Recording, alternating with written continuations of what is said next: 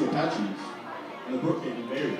Good afternoon and welcome to Mike Carter Field Championship Saturday. Mike Carter Field here in Tyler, Texas. We're just a mile inside the West Loop. Coach Wren and Coach Raines are down the home plate going over the ground rules with the umpiring crew. Four-man crew for the championship. And let's go through the starting lineups. And the visitors on the scoreboard will once again be the Tyler Junior College Apaches, as they've lost the coin flip. Leading off in center field is Braden Wise. Batting second at shortstop, Jared Wells. Batting third, the right fielder, Taylor Broadway. Batting cleanup, Jordan Trahan, the first baseman. Batting fifth, the left fielder, Jarrell McDade. Batting sixth, the DH, Tyler Abney. Batting seventh, third baseman, Colton Whitehouse. Batting eighth, the catcher, Blaze Beeson. And batting ninth for the Apaches, second baseman, Matt McCusick. On the mound for the Apaches, the right-handed sophomore, Austin Chernasek. Chernasek will get the start here in the championship game for Tyler Junior College. For the Brookhaven Bears, their starting lineup looks like this. Leading off at second base is Carlos Reyes. Batting second, the right fielder, Alex Massey. Batting third, the pitcher, DH, Anthony Orta. Batting cleanup is Browning Hauser, the catcher. Batting fifth, Adam Deal, the left fielder. Blake Hoffman is the first baseman. He'll bat sixth. Hunter Hammonds bats seventh and plays shortstop. Colton Mayorka, the center fielder, will bat eighth. And Gustavo Rodriguez bats ninth and plays third base. True nine-man lineup. For the moment, anyways, for the Brookhaven Bears. Bears come in having let's take their travel through the bracket. They were, Brookhaven and Tyler got the first round bye. Their first game was a 6-4 loss to Eastfield. Dropped them into the losers bracket. They defeated Northlake 13-0, sending the Blazers home. And the next game, they beat Coastal Bend 11-3, sending Coastal home.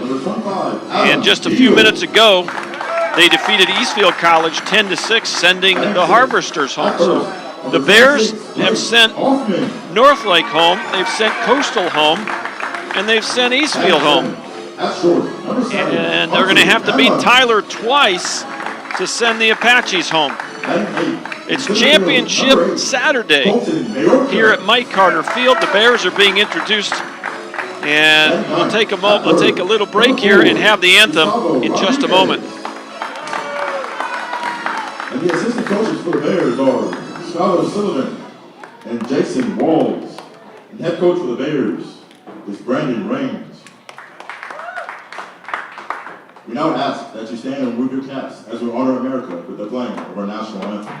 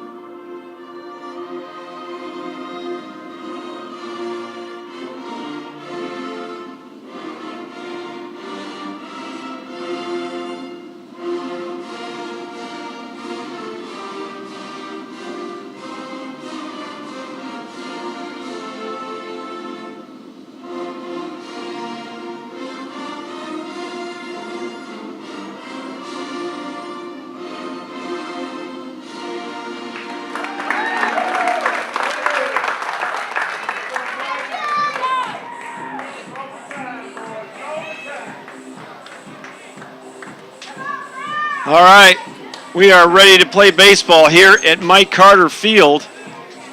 The Apaches have won their first two ball games to get to this point. a 5-0 win over the Coastal Bend Cougars on Thursday. And then Friday, yesterday, they defeated Eastfield 9-2.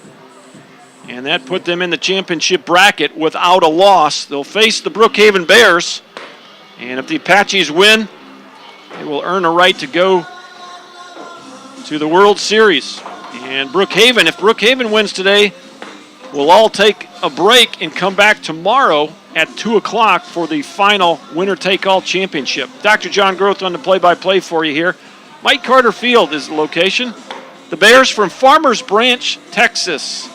It's about 2 hours to the west of Tyler. Game time temperature 82 degrees. We got a south breeze at 8 miles an hour. Humidity is 70%. Had some storms go through the area last night, early morning hours.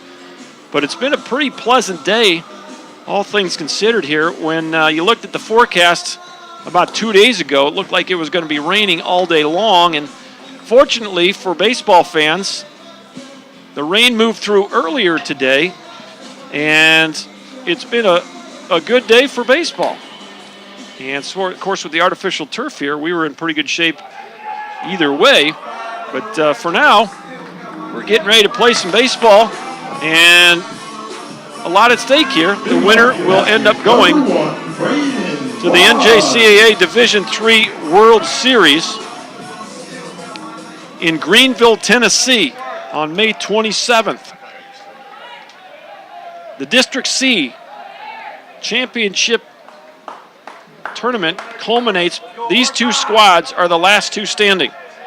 Tyler and Brookhaven. Anthony Orta winds the first pitch. In there, strike one. We're underway at 4:03 Central Time. Glad you're with us. If you got a chance, shoot us a note on the YouTube message system there. We'll give you a shout out. 0-1 pitch outside. 1 ball, 1 strike. Left on left here with the left-handed batting center fielder, Braden Wise, leading it off. Anthony Orta. And that pitch is going to miss high. 2 balls and a strike.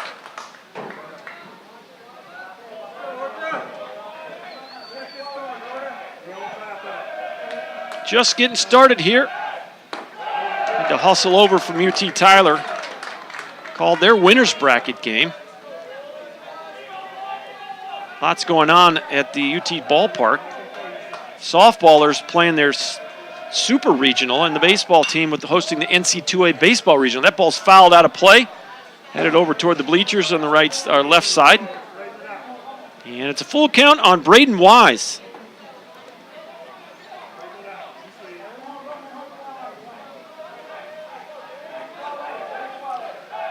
Brookhaven comes into the ball game, regular season record of 34-22 foul ball at home plate. They ended up 23-8 in conference play. Finished first in the Metro Athletic Conference. The next 3-2 pitch. Pop up, center field. Shouldn't be a problem for Majorca. And he squeezes that one for out number 1. Here in the first inning, Colton Majorca out in center field. Number 2, Jared Wells. There's Jared Wells for the first time today.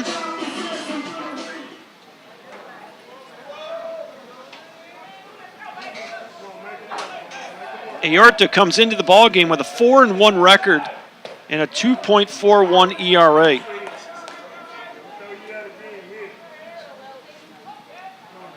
This is Aorta's 16th appearance in just his 3rd start of the season. I'm not sure that's accurate. 78 in 3rd innings pitched, 72 strikeouts, just 20 walks for Orta. Anthony Orta on the mound. He's a pitcher DH, kind of a unique role. And it's 1-2 on Jared Wells.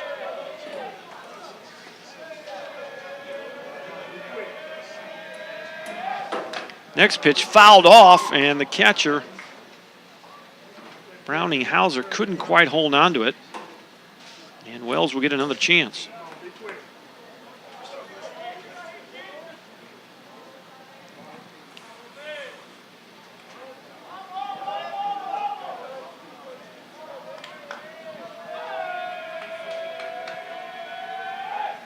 Next pitch misses high and away. Fastball. 2 balls, 2 strikes. 1 out, nobody aboard. Just getting started. Top of the first inning. Brookhaven versus Tyler. Championship round of the NJCAA District C tournament. Swing and a miss. Got him to chase the high fastball. First strikeout of the game for Anthony Orta. And there's 2 away here in the first. Stepping in for Tyler is Taylor Broadway, the right fielder. Now batting, number 7, Taylor Broadway.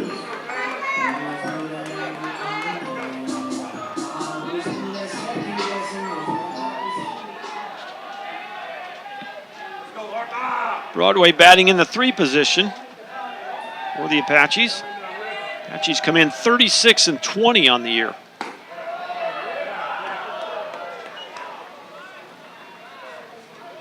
He ended up 4-3 in Region 14 play.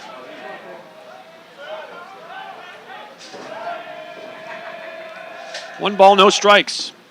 Misses low, 2-0. Brookhaven, part of the Metro Athletic Conference. Again, they finished in first place, and that's how they earned the bye in the first round of this District C tournament. Tyler and Brookhaven, the 2 teams that earned that first round bye. And their first game on Thursday, Tyler played the 4 o'clock against Coastal, winning 5-0. Brookhaven played the 7 o'clock on Thursday, and they lost to Eastfield 6-4. So the Bears have had to work their way out of that loser's bracket, and they have done so. The 2-1 popped down the right side. Is it going to stay in play? It's going to just... So, did he catch it or not? He missed it. It was right into the Apache bullpen on the right field side of this field. This ballpark does not have a lot of foul territory on either side. So those corner outfielders and corner infielders, they got a little bit of room, but not much. So definitely a hitter's park in that sense. You'll see a lot of baseball fields with a lot more foul territory than Mike Carter Field.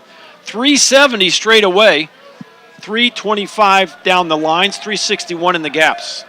Got a 15-foot high wall all the way around in the outfield. Swing and a miss. Strike him out. 2 strikeouts in the inning for Anthony Orta. And the Apaches go in order in the first. Half an inning in the books. We go to the bottom half when we come back.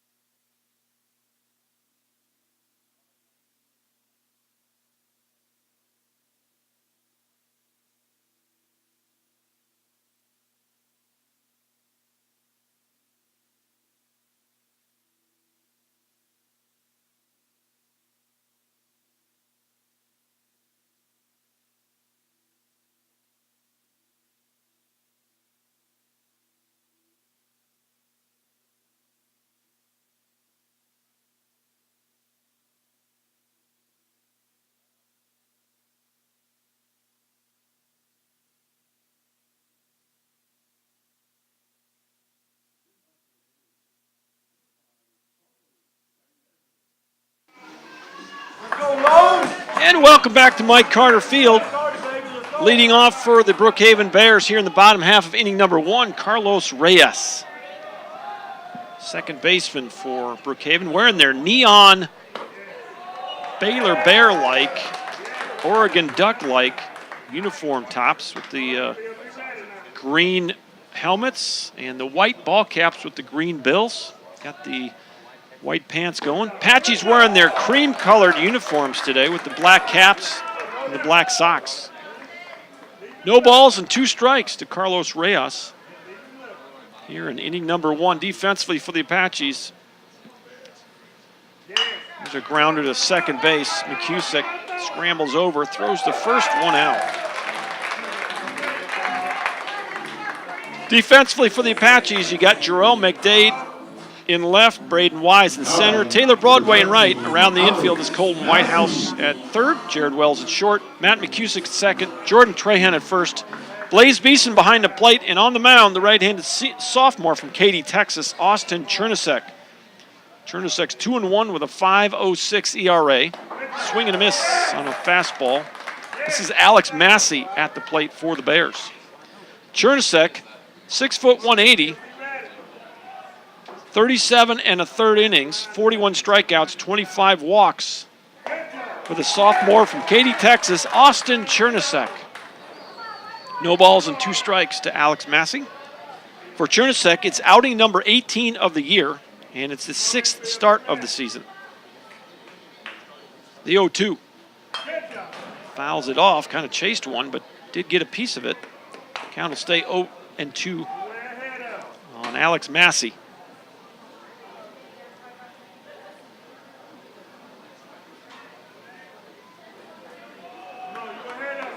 Chernusek going from the windup, winds and delivers. Ball sails high. 1 ball, 2 strikes.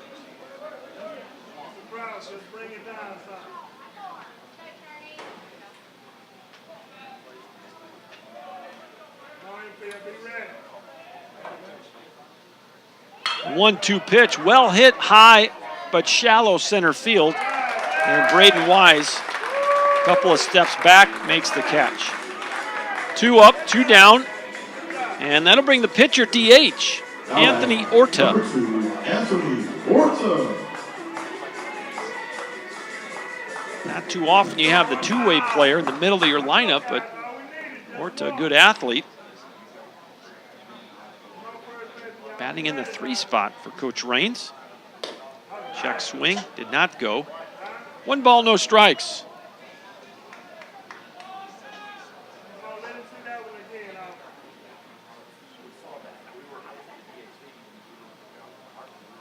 The pitch, ground ball, hard hit up the middle, base hit. Well, Orta got a fastball a little bit up in the zone and knocked it right up the chute. 2-out single for Orta. Here's Browning Hauser, the catcher. Browning Hauser.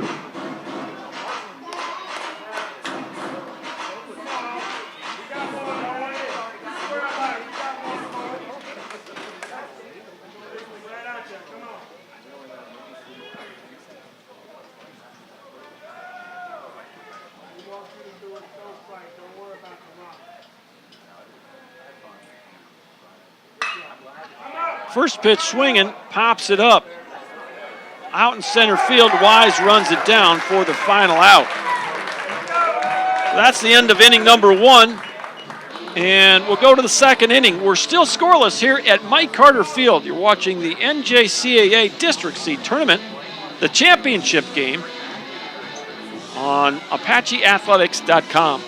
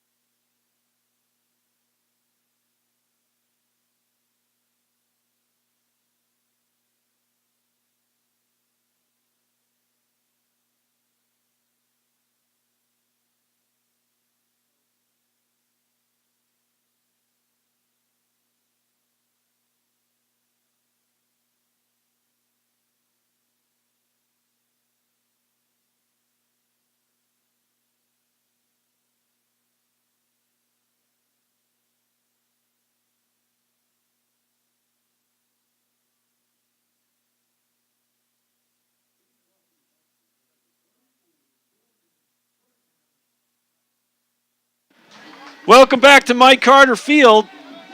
Top of the second. This is an elimination game for the Bears. It's a championship round 1. If the Bears win this ball game, we'd come back tomorrow and play a winner-take-all game tomorrow at 2 o'clock. First pitch swinging. Trahan, fly ball left field, but foul, way out of here. I didn't see it come down. The ball went over the tree to the left of the foul pole. It's a long ways, folks. And it's a long strike, 0-1, the pitch. Chases a high one away this time, and it's 0-2. Anthony Orta, the left-handed freshman, working here in the second inning. Swing and a miss, struck him out. 3 strikeouts in a row for Anthony Orta. He struck out Wells and Broadway to end the first inning. Now he gets Trahan. Here's Jarrell McDade. First at bat against Anthony Orta.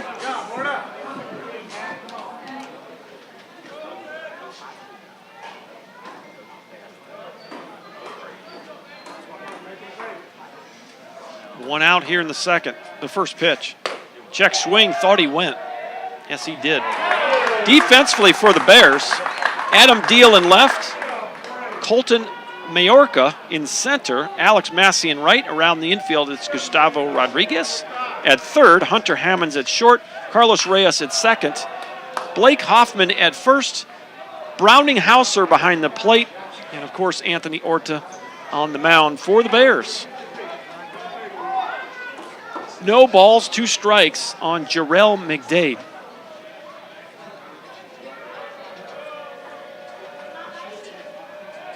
The pitch, ground ball up the middle, base hit for McDade. That'll be the first hit of the ball game for the Apaches. So now you got 0-1-0 for both squads on the scoreboard.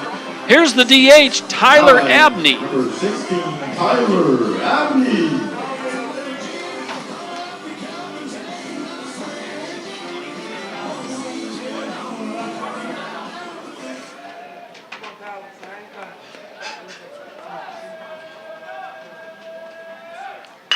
Line drive on the first pitch, right up the middle, and it's back-to-back singles for the Apaches. That gets the Apache fans energized. And we've got a nice crowd here as championship Saturday here at Mike Carter Field.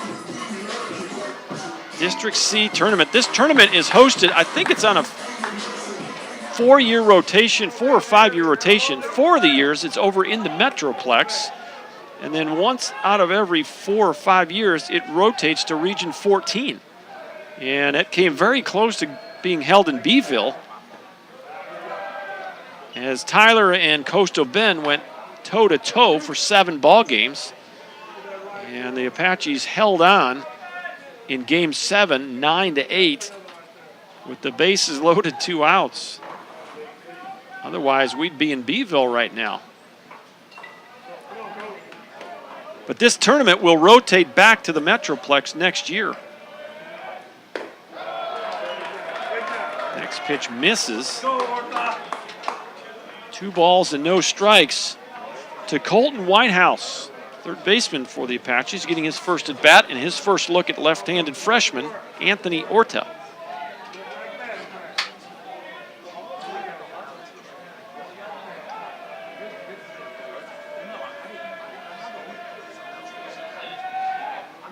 Fastball misses, 3-0.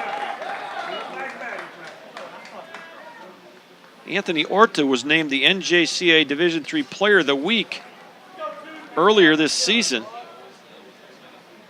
with quality outings against this club, the Tyler Apaches, and LSU Eunice.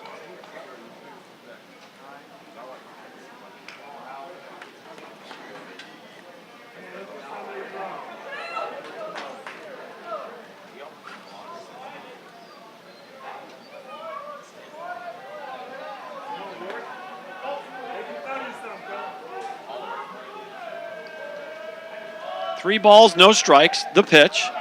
Outside corner, strike 1.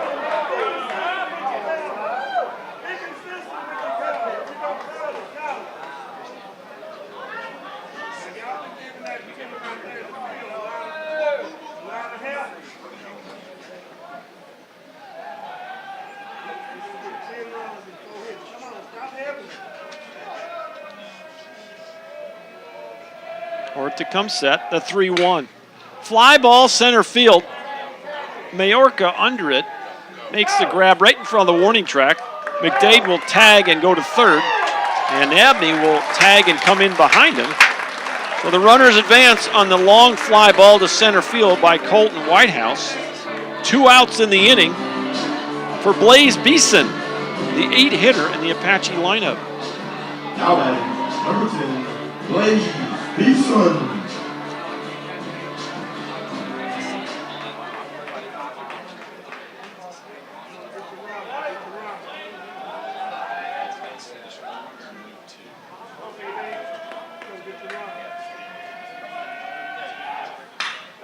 Line drive, right field, could be trouble, and makes the catch on the run. Nice job by Alex Massey. Caught that ball on the warning track. A line drive off the bat of Blaze Beeson, and Massey runs it down to end the inning. Put a star by that one. That's a great defensive play for the Brookhaven right fielder. And that ends the inning, and that ends the threat. 2 runs would have scored easily on that play. We're still scoreless. We're through 1.5. Back in a minute on ApacheAthletics.com.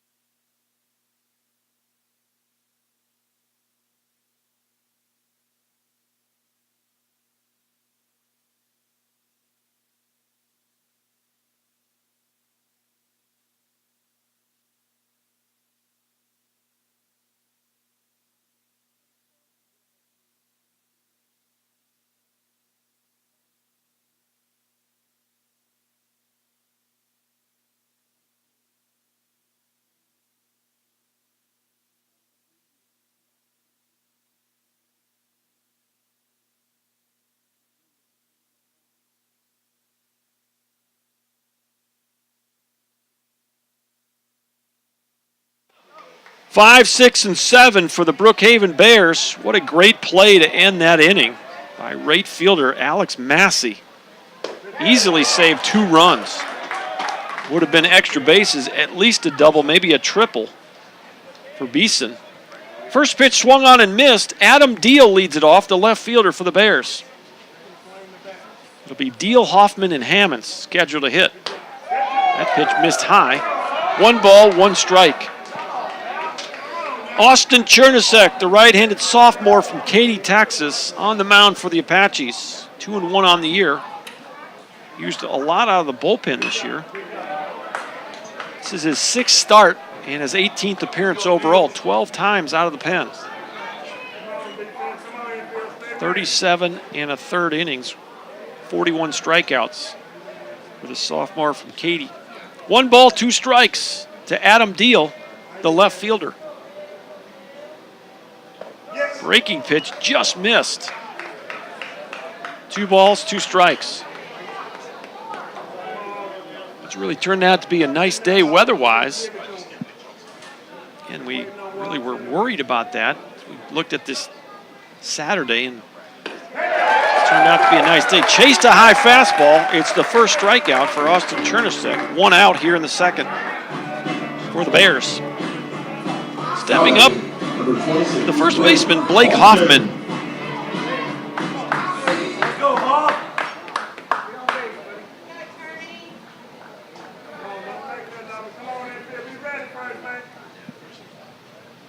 First pitch swinging, well hit left field. McDade's got room, makes the catch. Ball was well hit by Hoffman. He went down and got him. Looked like a fastball, hit it well. Just got under it a little bit too much. And Number 7. McDade playing perfectly. Took a step or so back and made the easy catch. 2 outs. Here's Hunter Hammonds, the shortstop. And got the train tracks behind right field. The 4:28 right on time. First pitch misses. It's 1-0 to Hunter Hammonds.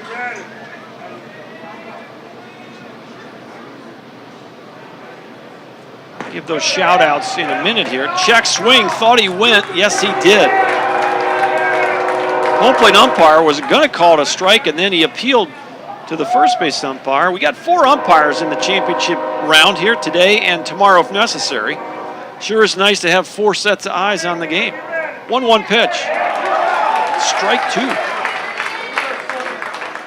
I'll try to give you some of those shout outs.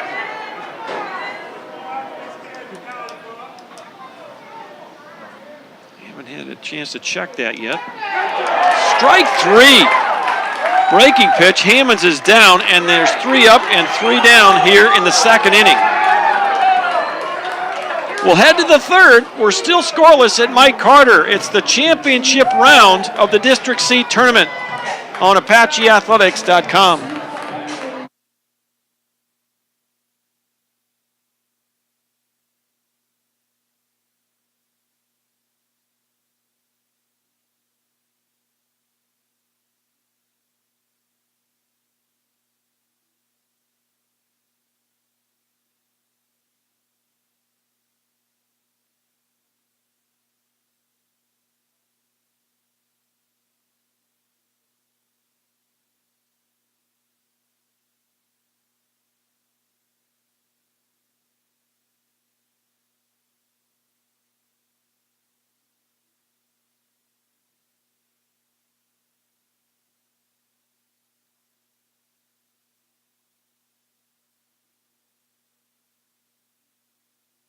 All right, let's catch up on some of these shout-outs. First for Miss Busing, who's in the house. Welcome back from China. I think she's in the ballpark today, so thanks for checking in here.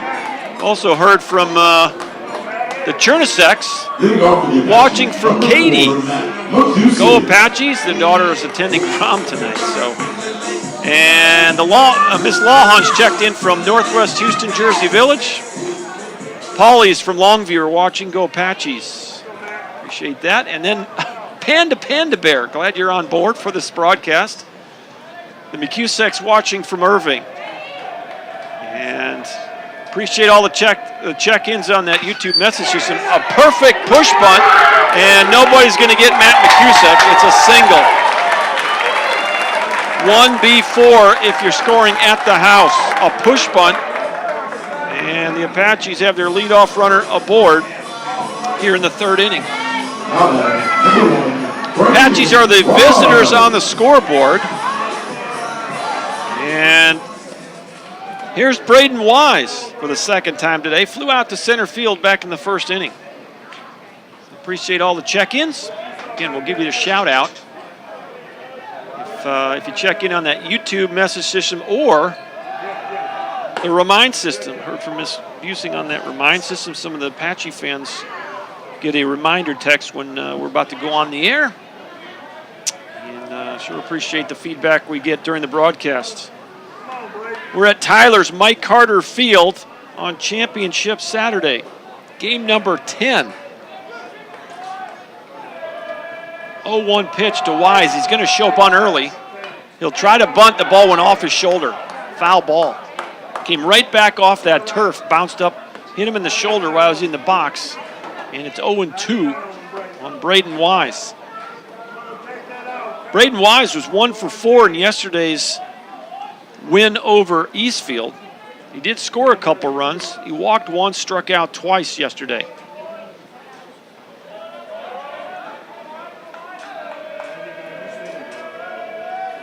The 0-2 pitch. Popped out of play. We'll do it again.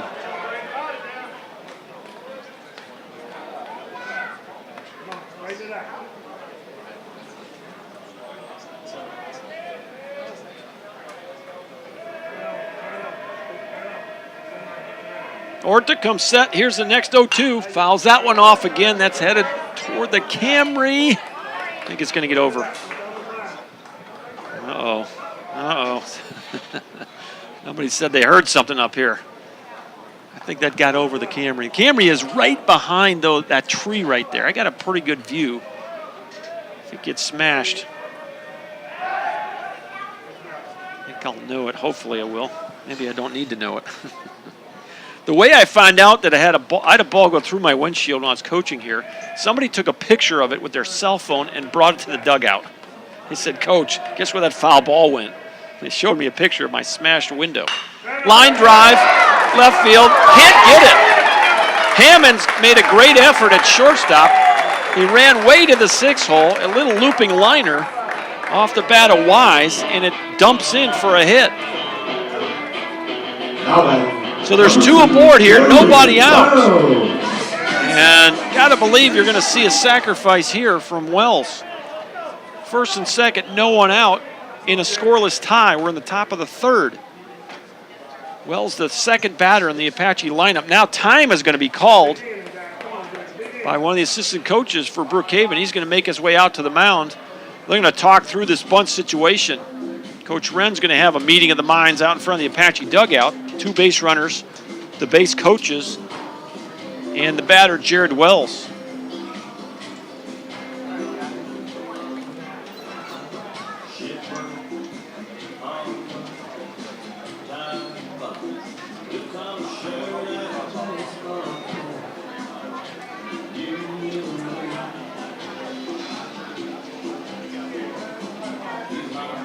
So yeah, make sure you let me know if we have issues on any of the audio or video. I think we're okay.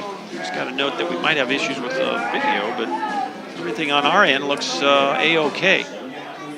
So appreciate, it's one of the reasons we like the feedback, not only to hear from you and give you a shout out, but if there are issues, if you can communicate that, it's really, really helpful.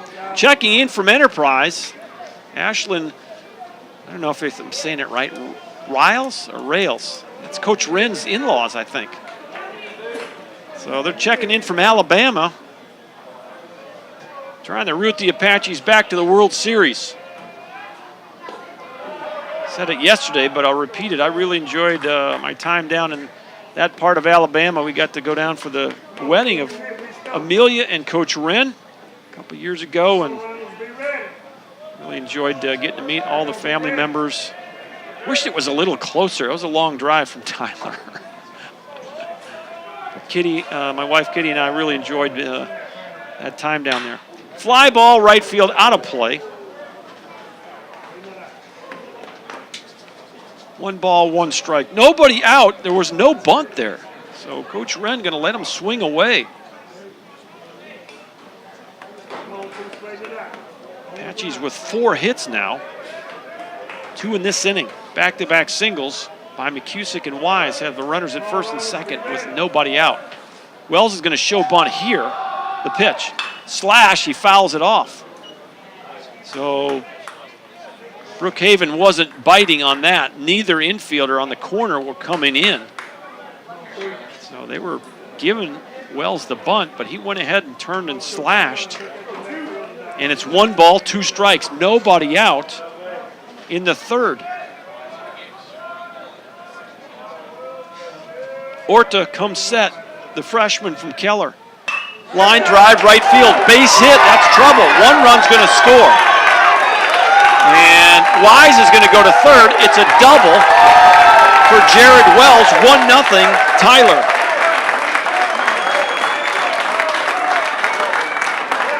Well, he took that outside fastball that was elevated, and he knocked it into right field. Massey got over as quick as he could. But Wise will go to third, and McCusick scores easily. RBI double for Jared Wells. Still no one out in the inning.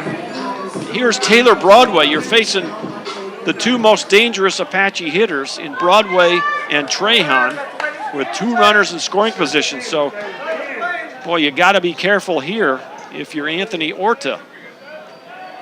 If you want to pitch around Broadway, you're going to have to deal with Jordan Trahan with the bases loaded.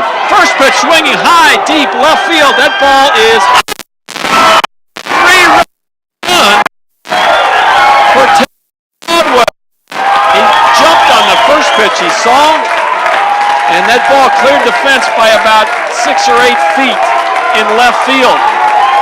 And it's a 4-0 Apache lead.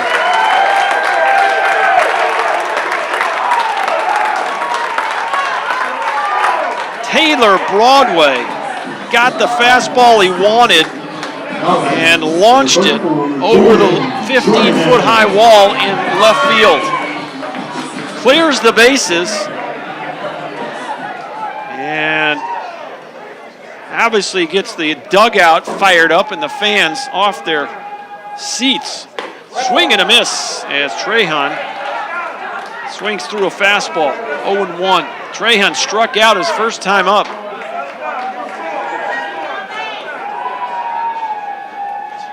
The pitch, high and away. 1 ball, 1 strike. Still no one out in the inning. The inning started with a push bunt by Matt McCusick. Wise single to left, a double by Wells, and a homer by Broadway. Swing and a miss. Trahan with some big hacks, not connecting. 1-2 to the big fella.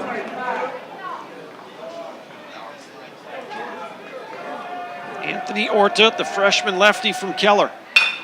That ball's popped up to the right side. Tough play down the foul territory, and it's caught. Nice play by Carlos Reyes. He went way in foul territory. It was a long run for Reyes, and he made a really nice catch. So there's 1 out now in the third. I didn't think he was going to get there. Ball went way almost to the bullpen area of the Apaches in the right field corner. One of those foul balls in no man's land where the first baseman goes back, the right fielder comes in, the second baseman goes over, and Reyes, the second baseman, was able to track it down. It slid as he caught it. First pitch, ground ball to Reyes at second. Backhands it, throws over, 2 outs. So after 4 consecutive hits, the Apaches quickly with 2 outs here. And here's Tyler Abney. He singled his first time up. 16, Tyler Abney.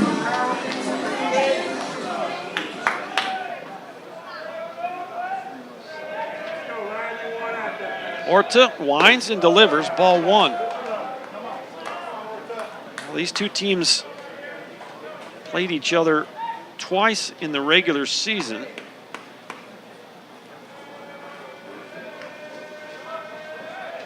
Swing and a miss. Big hack there by Abney.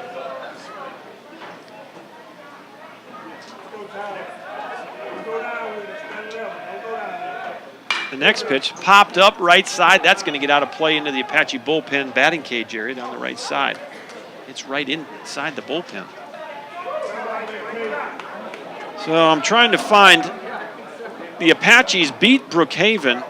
Now, the first game actually I think was at Brookhaven, wasn't it? And that was a 15-10 slugfest in which the Bears beat the Apaches.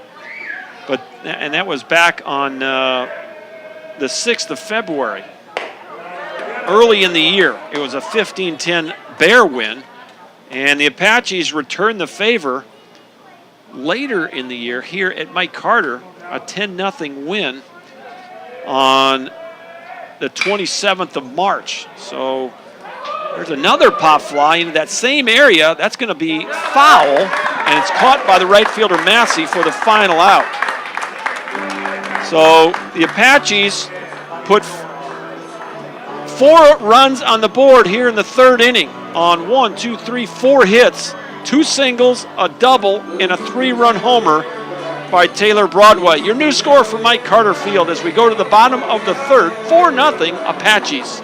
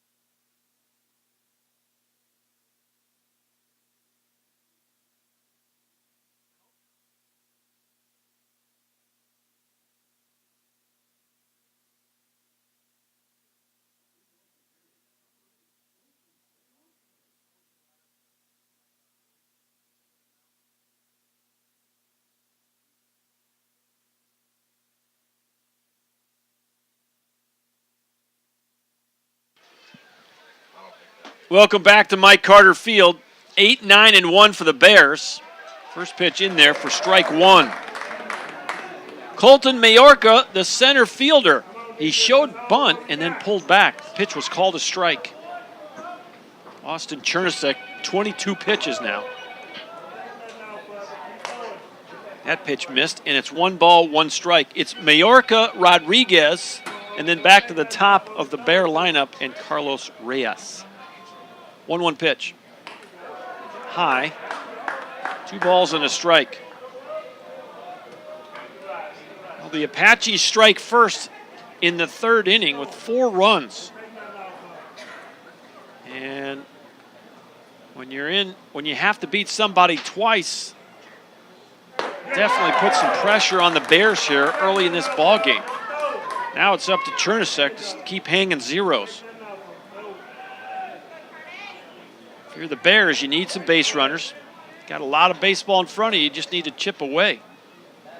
The 2-2 just misses on the fastball. 3 balls, 2 strikes.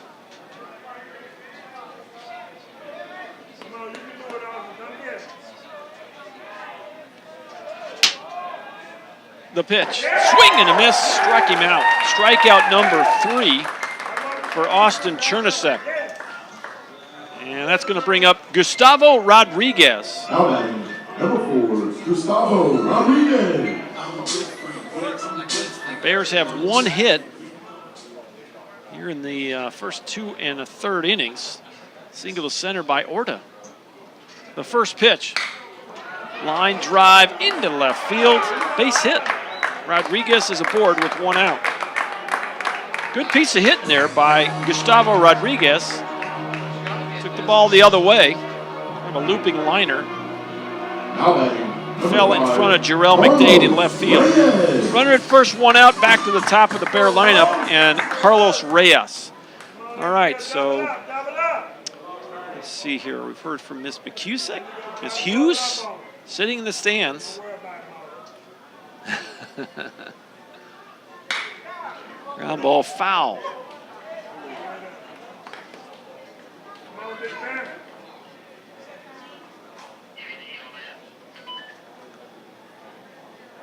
Shout out from Aggieland. Go Bears.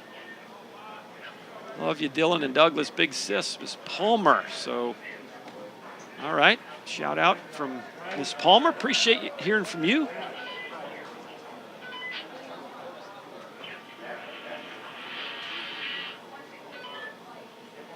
And we've heard from Miss Hughes and Miss McCusick. So, appreciate all the notes on the YouTube message system. Keep those coming. Give you a shout out. Little tapper to third. 5 and 4. The relay throw not in time. Ball was not hit hard enough to turn a double play off the bat of Carlos Reyes. Reyes is going to reach on the fielder's choice. Now that, number 19, Rodriguez out at second base. 2 outs, runner at first for Alex Massey. Right fielder, Massey's already made a couple of nice plays in right field.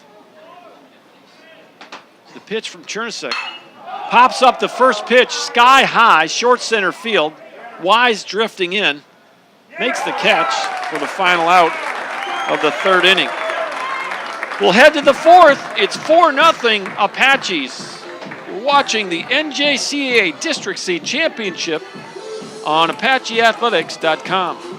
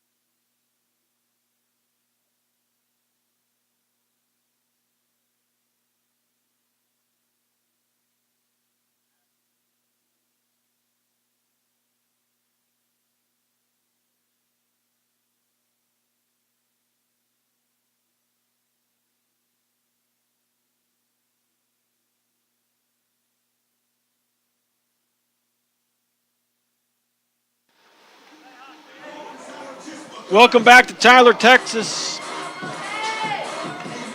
We're on the Rose City Complex. Tyler Rose Garden to our left. Trinity Father Francis Rose Football Stadium to our right. Harvey Convention Center to our rear. We're at historic Mike Carter Field, a mile inside the West Loop.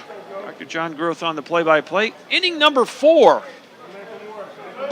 7, 8, and 9. Whitehouse, Beeson, and McCusick. 4-0 Apaches. Anthony Orta back on the mound. Pitch number 53.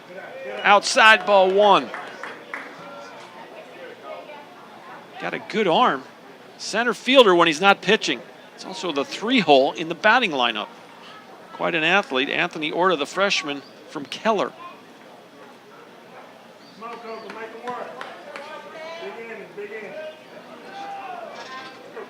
First pitch missed. It's 1-0. The left-handed batting third baseman, Colton Whitehouse. Boy, Orta taking forever here. Finally starts his windup. Second pitch missed off the plate. 2-0. Thought for sure Whitehouse was going to step out. The Apaches 4 runs on 6 hits, no errors. Brookhaven no runs on 2 hits and no errors. Fly ball center field.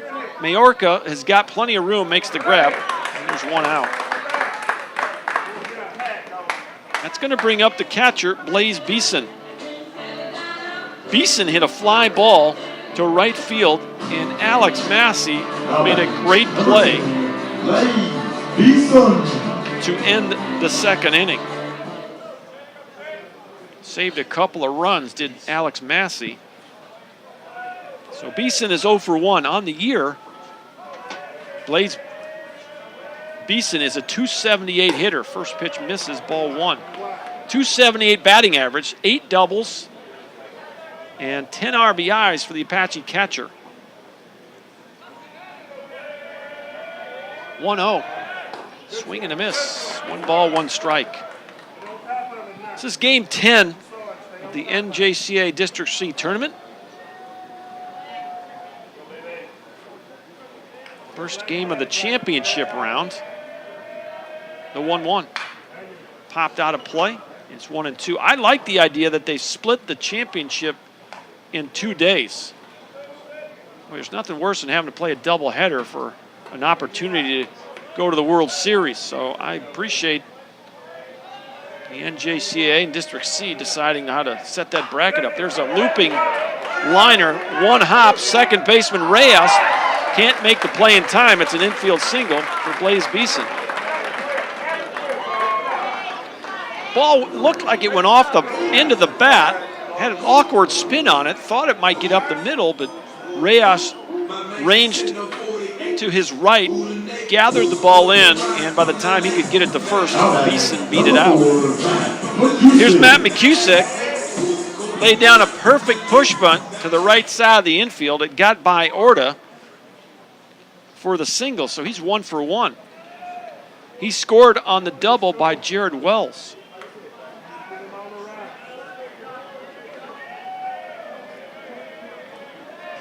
Orta comes set. The pitch. Right down Broadway, strike one.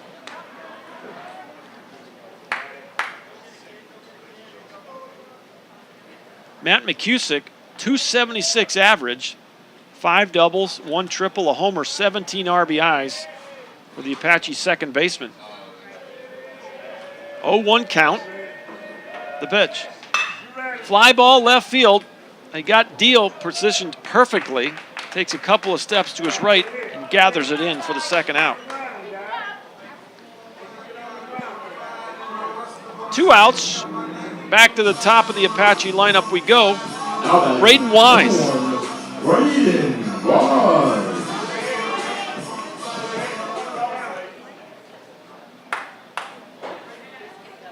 Wise steps in, 1 for 2.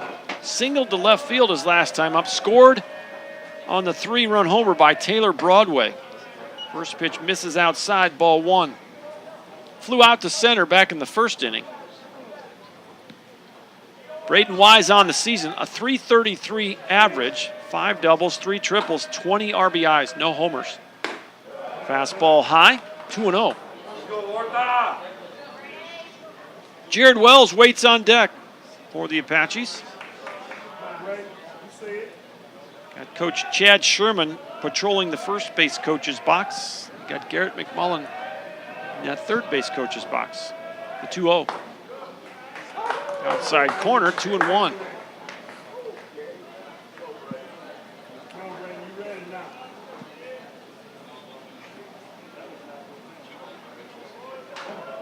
In the top of the 4th inning, it's a 4-0 Apache lead.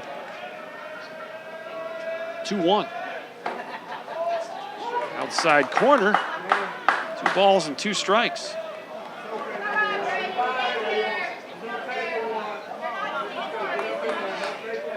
Apache fans didn't like the call on that last pitch. 2-2. Well hit, right center, and falls in. It's going to go all the way to the wall. Look out here. Wise hits second. Run's going to come home. He'll get the third with a stand-up triple, and it's 5-0 Apaches. Braden Wise tommyhawked that ball. It was a high fastball. He tommyhawked it. That ball, the right fielder Massey tried to make a play, and it rolled all the way to the fence. There was a moment there, I thought Braden Wise had a chance for an in-the-park home run. But he ends up with a stand-up triple, and he drives in a run. Beeson came all the way around to score. 5-0. 2 outs here in the 4th. Runner at third is Wise. First pitch swinging. Wells fouls it straight back. 0-1. Well, what you want to try to do is add on here.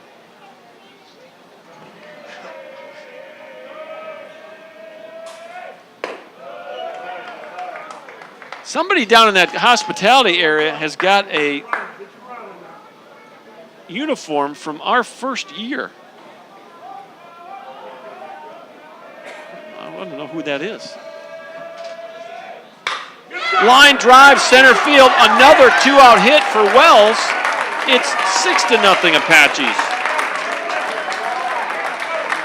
And another ball up in the zone. Orta's got a good arm, but he's missed a few pitches up, and the Apaches are making him pay. RBI single for Wells. And the inning continues. The inning started with a White House fly ball to center. An infield single by Blaze Beeson, a fly ball by McCusick. There were 2 outs, so this is all happening with 2 outs. A triple by Wise, and now a single by Wells. 2 runs in the inning, and it's 6-0 Tyler. Now batting, number 7, Taylor Broadway. And now you have a right-hander tossing in the Bear bullpen.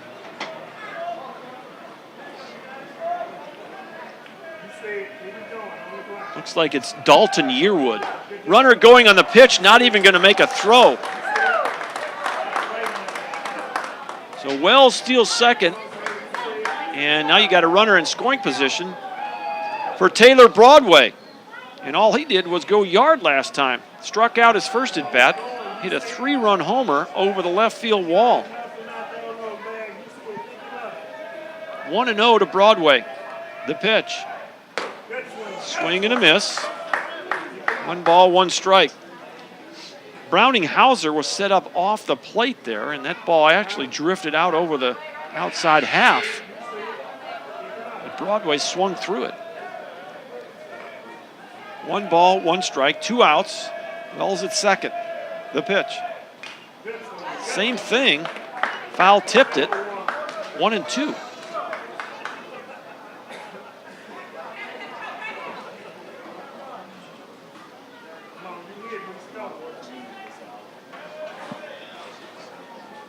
Nothing Apaches. 2 outs in the top of the 4th.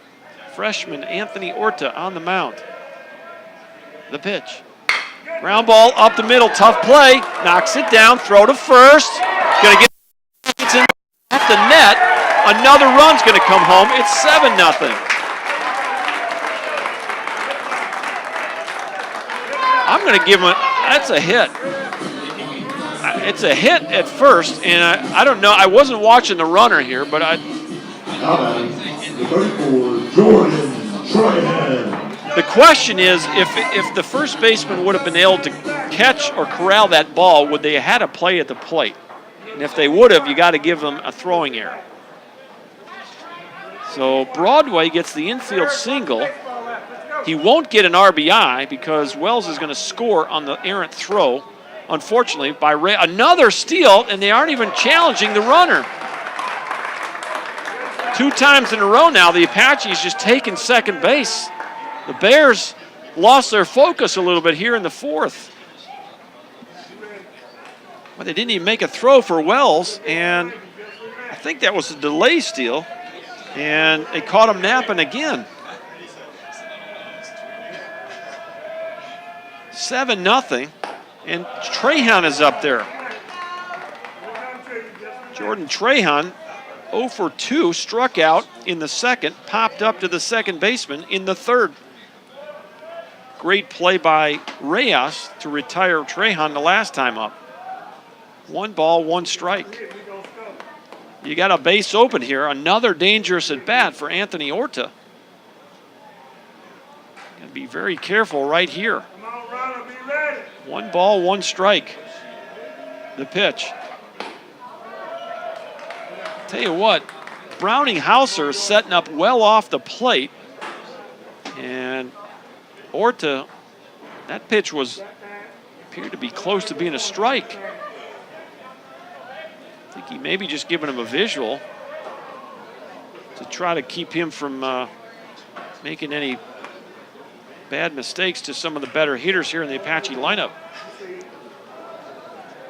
2 balls, 1 strike, 2 outs. Here's the pitch. Line drive left field. Broadway's going to be sent home. Here's the throw from left field. It's offline, and it's 8-0 Apaches. A big 2-out rally as Jordan Trahan with an RBI single to left field. This is all happening with 2 outs. They've now matched their 4 runs in the 3rd with 4 more here in the 4th. That might be all. Coach Raines is going to make the slow walk, and that is it. Anthony Orta is going to come out of the ball game. And we'll let you know who the new pitcher is when we come back. 8-0 Apaches.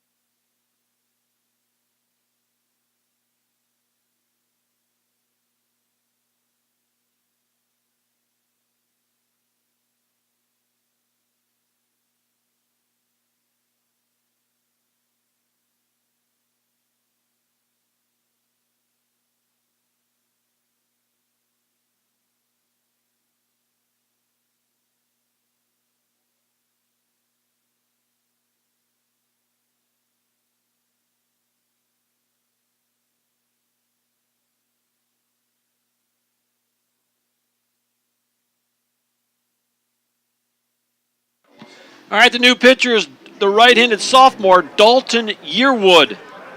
And for Dalton Yearwood, it's outing number 22 of the season. He started one ball game. 2-3 on the year, so primarily a bullpen pitcher. 2-3 with a 4.93 ERA, 34 and 2/3 innings pitched, 43 strikeouts, just 20 walks for the sophomore. The right-hander, Dalton Yearwood, coming in relief of Anthony Orta. Orta ends up throwing 72 pitches in pitching 3 2/3 inning. The Apaches will bring their 8th batter of the inning to the plate. First pitch fouled down the right side. 0-1 to Jarrell McDade. Apaches have scored 4 runs with 2 outs.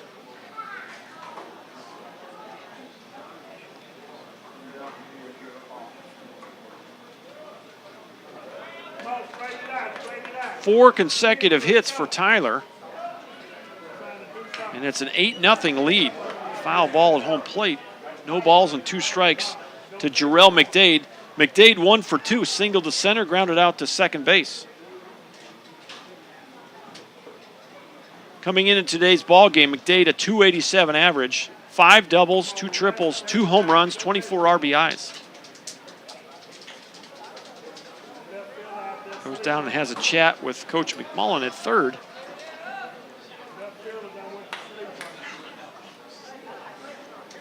Oh, 0-2, 2 outs.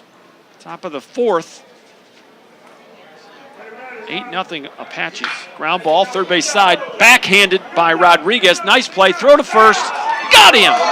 What a play by Gustavo Rodriguez. He backhanded that ball, got to his feet, made a strong throw, and McDade is out at first base. Some pretty good defense by the Bears here in this ball game. Unfortunately for now, they trail at 8-0. 4 more runs in the inning for the Apaches. They get 4 runs on 5 hits. And we'll head to the bottom half of inning number 4. Your new score from Mike Carter Field, 8-0 Tyler. Back in a minute on ApacheAthletics.com.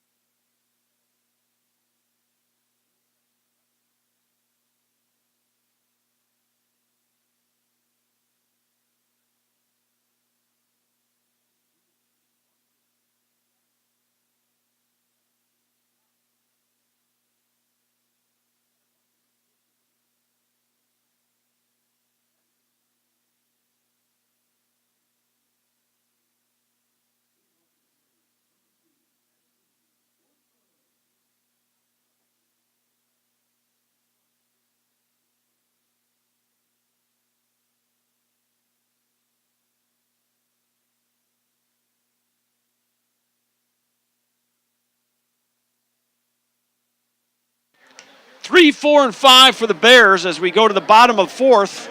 Austin Chernusek, that was pitch number 32 for Chernusek. Next pitch pops it up. Orta at the plate. And it's Wells at short. Now it's McDade in left calling him off for out number 1. That ball was hit high in the air.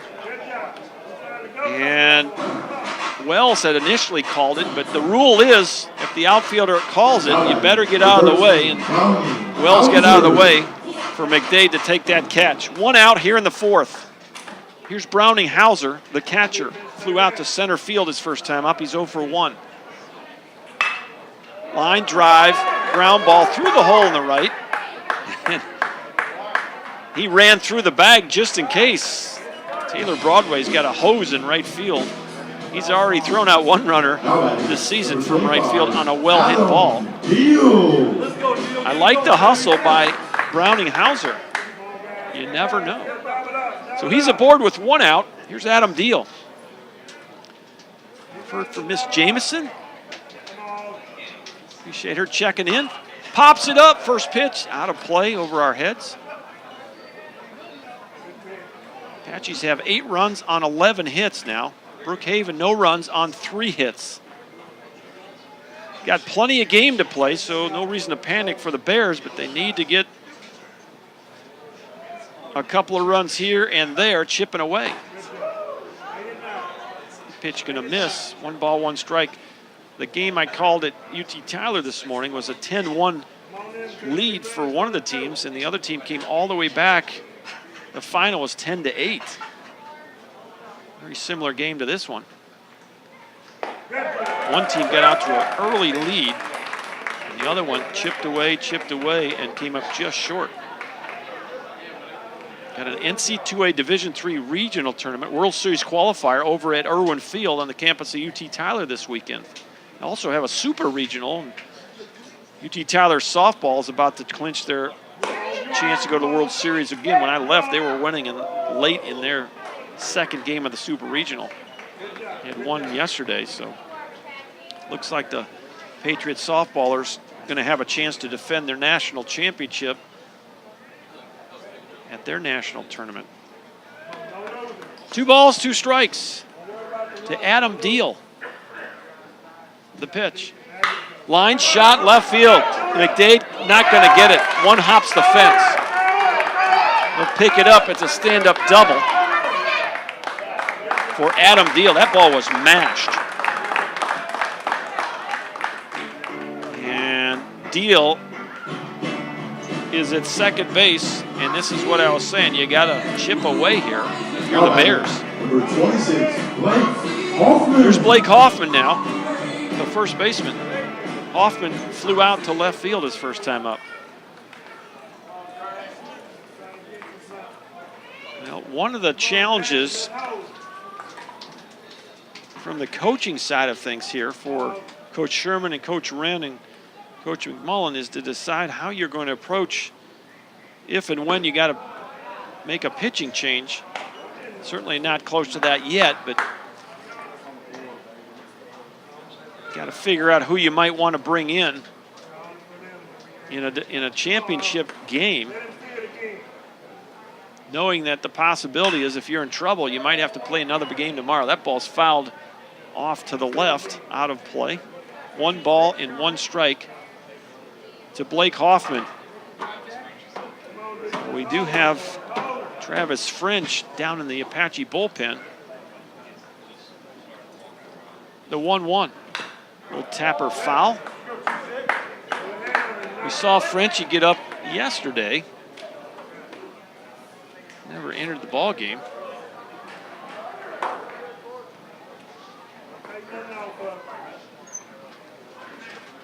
I think he did. Whitmarsh went complete game. And Kuykendall threw in the first game. Broadway got the save, and then it was Whitmarsh with the complete game yesterday. Fly ball out of play on the left side. Count stays at 1 ball, 2 strikes.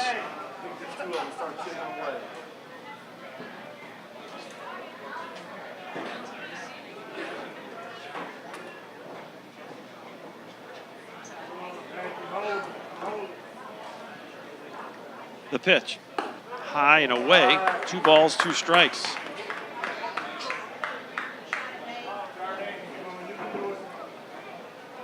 Now with 1 out, Chernusek just trying to get some outs here. Apache's lead 8-0. Going from the windup, the 2-2. Low, and it's a full count. What you want to do here is make them earn everything they get. It's not going to kill you if you walk Hoffman here. You got Hunter Hammond, you struck him out last time up. Right-handed batter, and the double play would be in order. Fastball fouls it back, and it's 3 balls, 2 strikes once again. So a walk isn't going to hurt you here necessarily. If you go to work on the right-handed batting Hammonds on deck with the double play in order. Chernusek winds the pitch. Fly ball center field. This will score a run, and it's over the head of Braden Wise. 2 runs will come in, and it's 8-2 on the stand-up double by Blake Hoffman.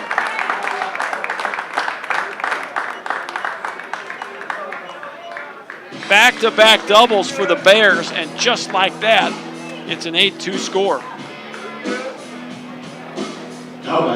That's going to give that Bear dugout some life. And here's Hunter Hammonds.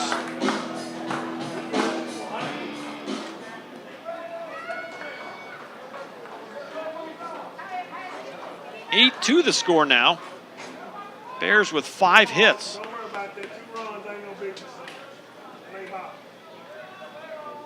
The pitch.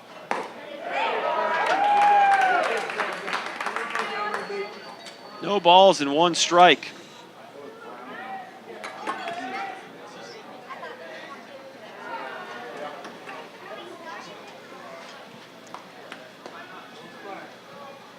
Austin Chernusek taking some time here to get his signs.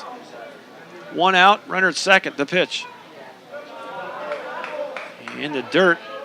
Tell you what, last couple of hitters, Chernusek has not been able to command that breaking pitch. Nice job by Blaze Beeson to block it. 1-1. The pitch. Outside again. 2 balls and a strike. Now you got Travis French starting to heat it up a little bit in the Apache bullpen.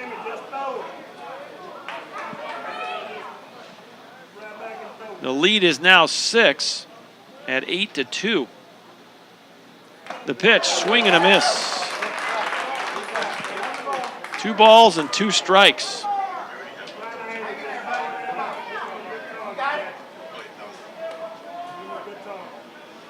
Got a southerly breeze. I don't know.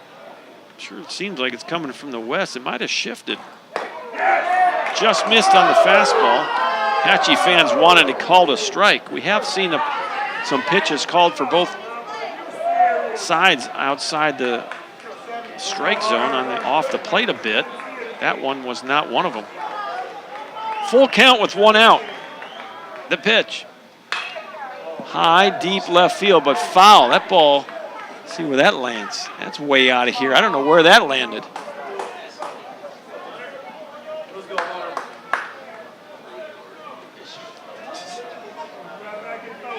Well, what's interesting about Hunter Hammonds, he starts open and he steps open. Old stepping in the bucket here. The next payoff pitch. Ground ball to third. Whitehouse fields it, throws.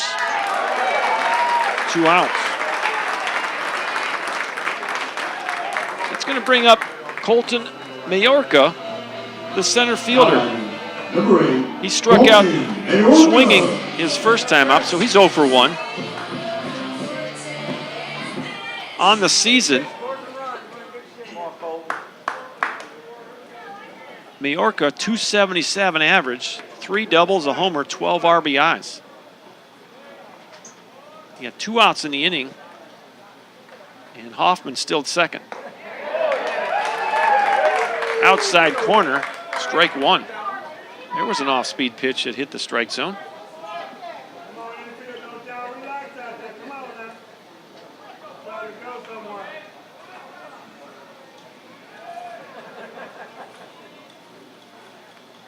Chernusek checks the runner, the 0-1. That's a fastball in the outside corner, 0-2.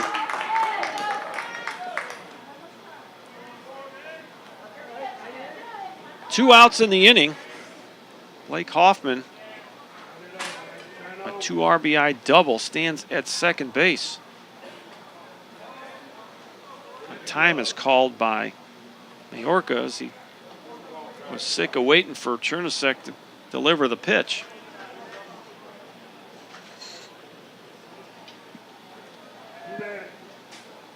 Chernusek with the 0-2.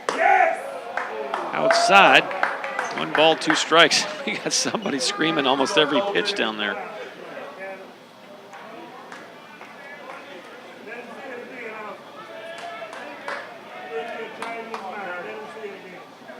One ball, 2 strikes. Chernusek, the pitch. Fouls it out of play, and we'll stay at 1-2.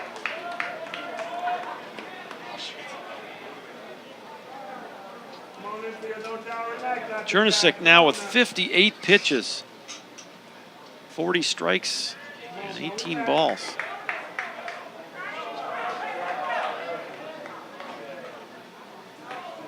Majorca steps out again.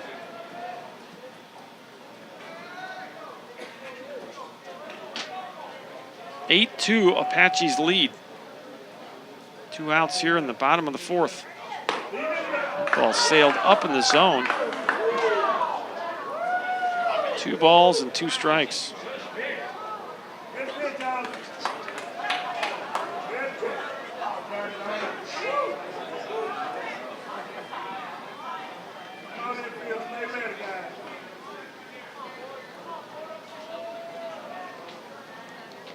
Two. Swing and a miss. He got him. That'll create some energy. Strikeout number 4 for Austin Chernusek, but the Bears are chipping away. They get 2 runs on 3 hits. They leave 1 runner in scoring position. We head to inning number 5. It's 8-2. Tyler, back in a minute. You're watching NJCAA District C Championship Baseball on ApacheAthletics.com.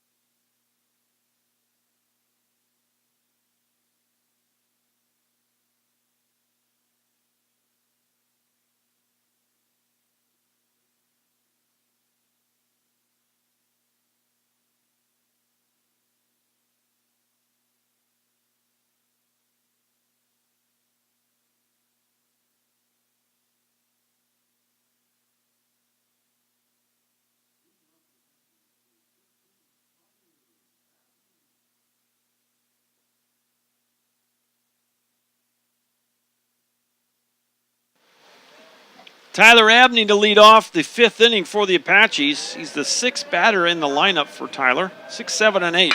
Ground ball in the first pitch. Off the glove of Yearwood. Tough play. That's going to be a single for Abney. Swung at the first pitch that he got, and he hit it right back up the middle off of Yearwood's glove, and it trickled over to towards the shortstop, Hunter Hammonds. No chance to get Abney, and the leadoff runner aboard. Well, we'll see if Coach Wren decides to move the runners here. We're at the 7th spot in the lineup. Whitehouse 0 for 2, couple of fly balls to center.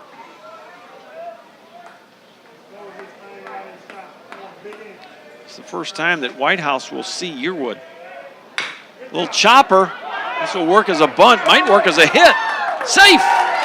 An infield single for Colton Whitehouse. 2 pitches, 2 infield singles.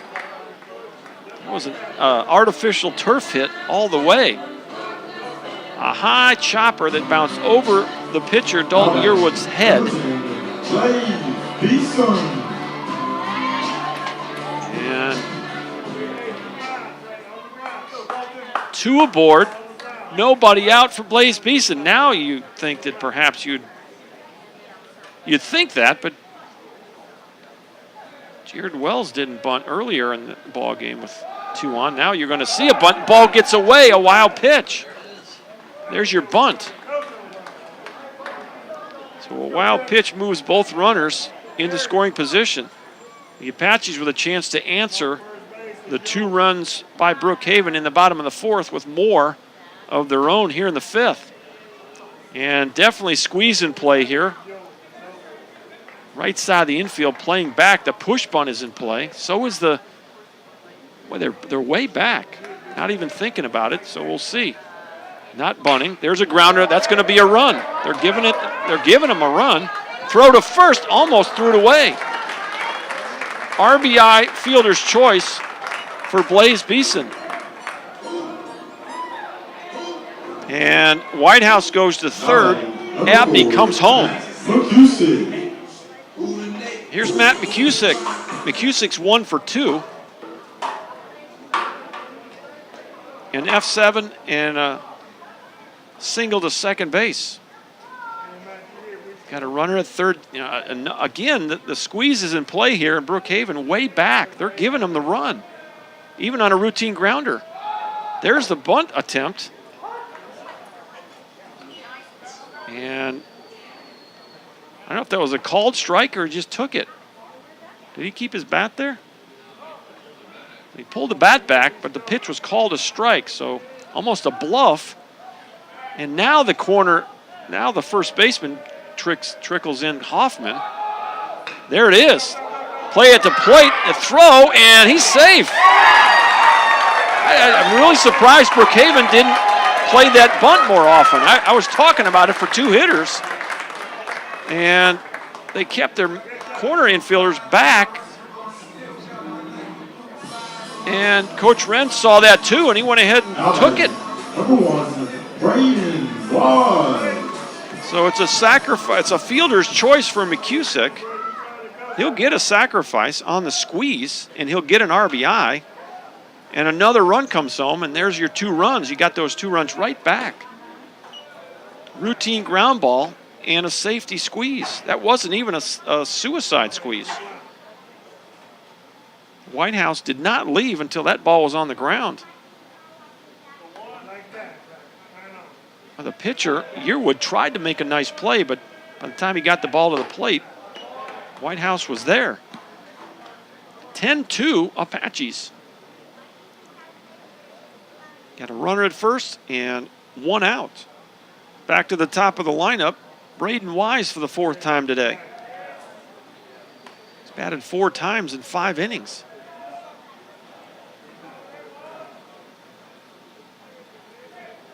The pitch. Fastball sails high, 3-0.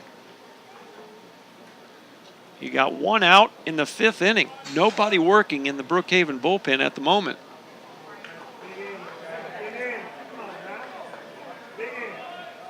The Apaches have scored 2 runs and have not gotten the ball out of the infield.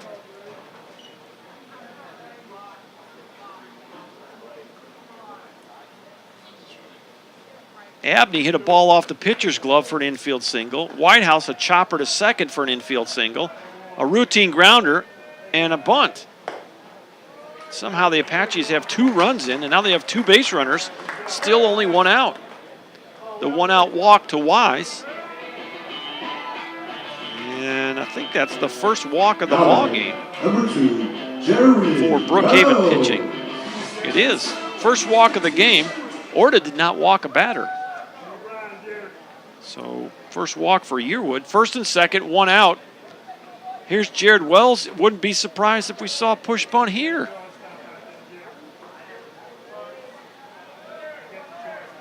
Infield way back. No bunt there. He's taking a big hack on the breaking pitch. It's 0-1.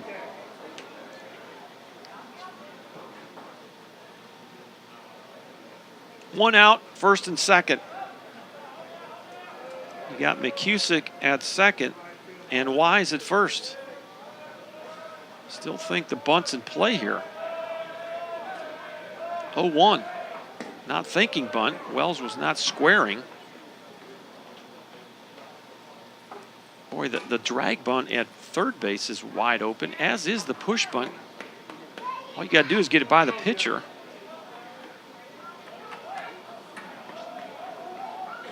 Tell you what, you can say an 8-run lead's comfortable, but in the age of the aluminum bats, I have seen bigger leads evaporate. You still got an awful lot of baseball in front of you. You're not even halfway done here.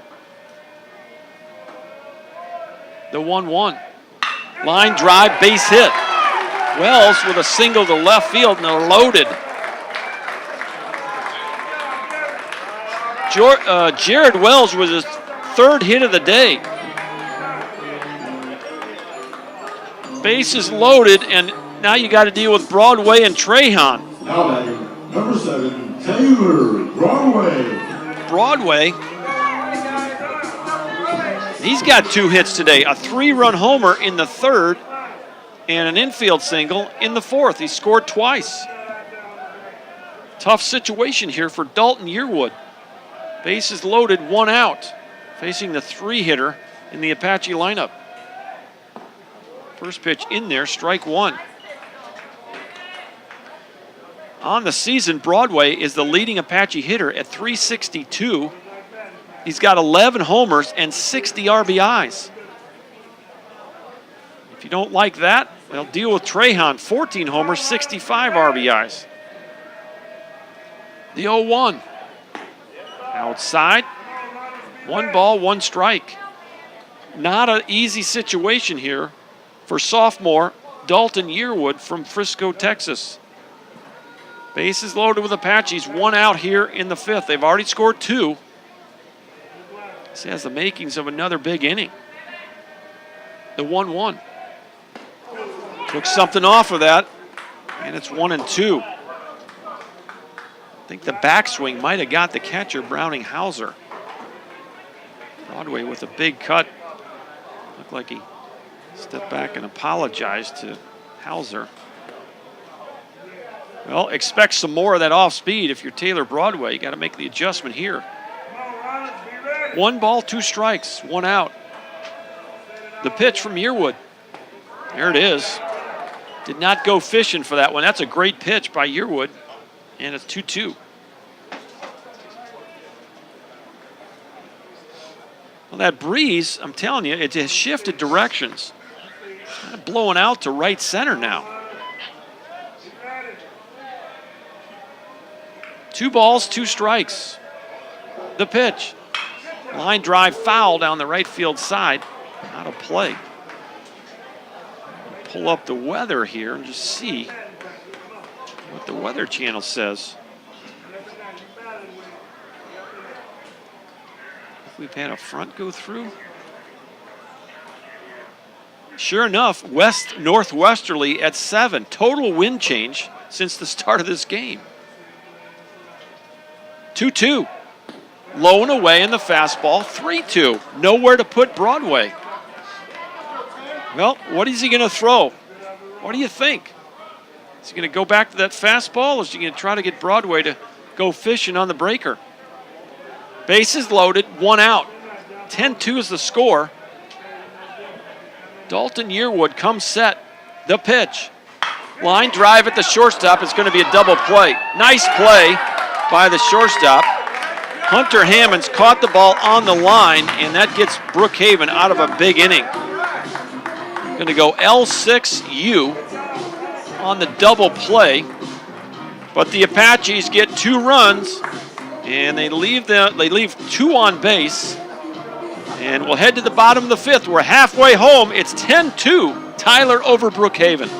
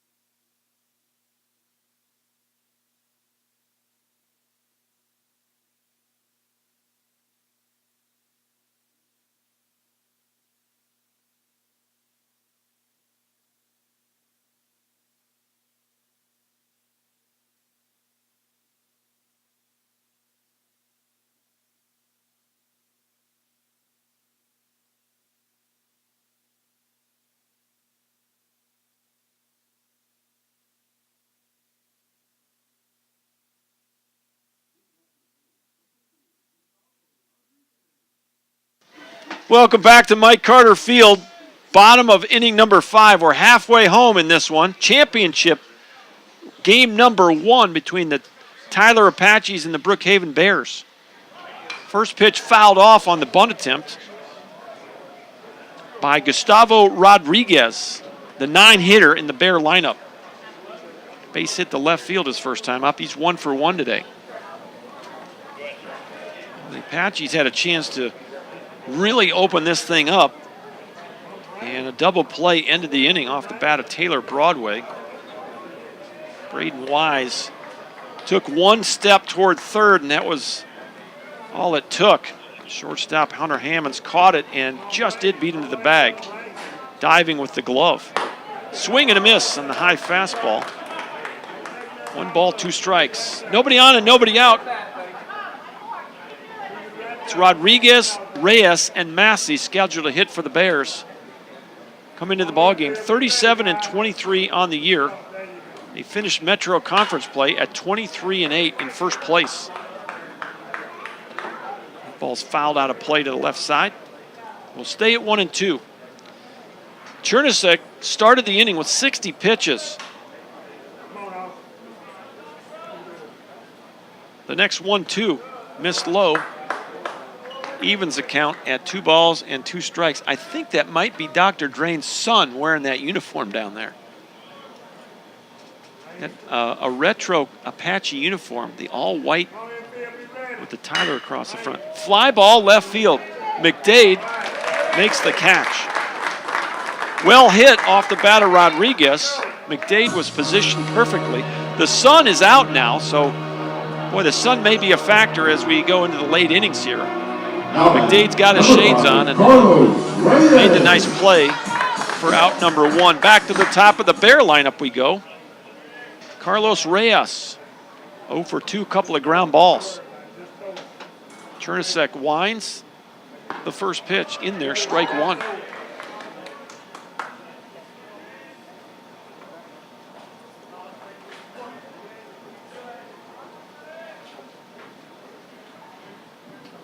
The 0-1 pitch misses off the plate. 1 ball, 1 strike.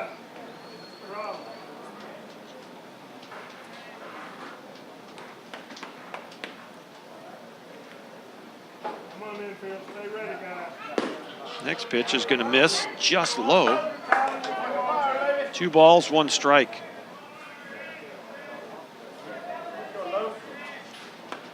Apaches have scored in 3 consecutive innings. It was a 0-0 game going to the 3rd, and they've scored 4, 4, and 2. Brookhaven scored 2 in their half of the 4th. And they're going to need to keep pace here if they want to extend their season. It's an elimination game for the Bears. Apaches still undefeated in this district tournament. Well, it's a 1-out walk to Reyes. That's what you don't need if you're the Apaches. Got to make them earn everything. And that's going to be first walk of the ball game for Chernusek. And Sherman out to the mound. Coach Sherman out there talking to Chernusek. Apaches should have plenty of arms in the bullpen available. Coach Sherman out there talking to his right-hander from Katy, Texas, Austin Chernusek, 6 foot 180. Coach Sherman, an All-American across town at UT Tyler.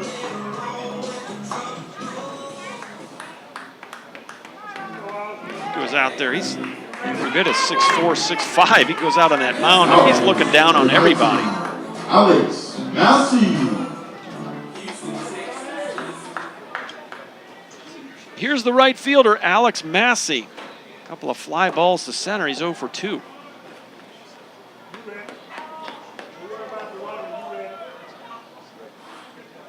First pitch in there, strike 1. Massey on the season, 348 average, 7 doubles, 2 triples, 3 homers, 42 RBIs. It's good for second on the club. Orta leads the team with 51 RBIs. Check swing did not go. Apache fans wanted to call the strike. You got 4 sets of eyes in this game. That's kind of nice. 4-umpire crew for the championship here in the District C tournament. 1 ball, 1 strike to Alex Massey. Ground ball to second, could be 2, 4, and 6, and not time to get the relay throw. So they'll get the lead runner. That ball took McCusick just too far and too deep to the right, or to the left rather, to turn the double play. So Massey will reach on the fielder's choice, and there's 2 outs in the inning. And here's Anthony Orta. He started the ball game on the mound as the pitcher DH. He stays in the game as the DH after he came out of the ball game in the 4th inning as the pitcher. High fly ball, shallow right field. McCusick's going to drift back and make the catch for the final out. Well, a good inning for Chernisek. He did walk 1, but he worked around it. And we will head to inning number 6. Your score from Mike Carter, 10-2 Tyler over Brookhaven. Back in a minute on ApacheAthletics.com.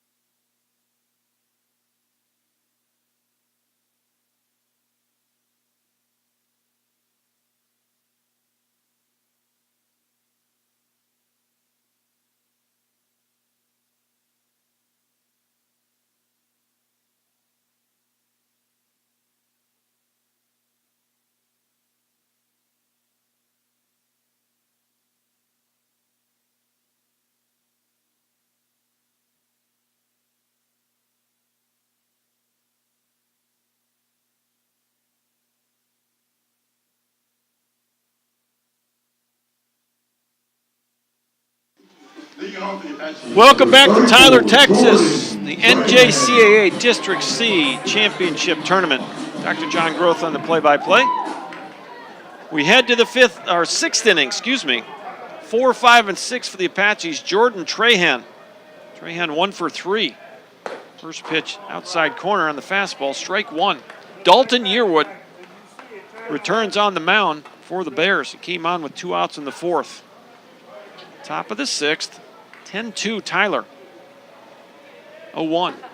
Misses inside, 1 ball, 1 strike.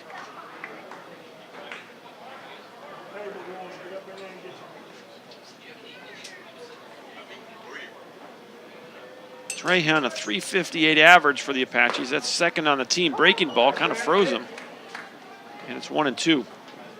Trahan has set a new record for home runs in a season in the Division III era. 14 home runs on the season, 65 RBIs.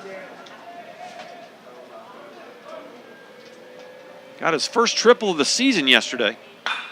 Pops this one up on the right side. Should be in play for Reyes. And now the right fielder, Massey, is going to call him off and make the catch. Well, that's what you got to do there. Communicate. I don't think they communicated real well because they almost had a train wreck. I have seen a right fielder break his jaw on that play right there. I was coaching at Texas A&M. Our right fielder came in and hit the knee of our second baseman, broke his jaw, and had to have it wired shut. His season was done. So you got to communicate on those kind of plays, and it looked like, fortunately, they didn't have a whole lot of physical contact, and Massey made the catch. First pitch to Jarrell McDade is a ball. It's 1-0. Chopper, third base side. Tough play for Rodriguez. Takes it on the big hop, throws to first. Nicely done there by Gustavo Rodriguez. 2 outs in the 6th. Tyler Abney steps in. Another turf play right there. And Gustavo Rodriguez came in and made the nice play. Abney, 2 for 3. First pitch swinging. Fouled it off, strike 1. Browning Hauser held on to the foul tip.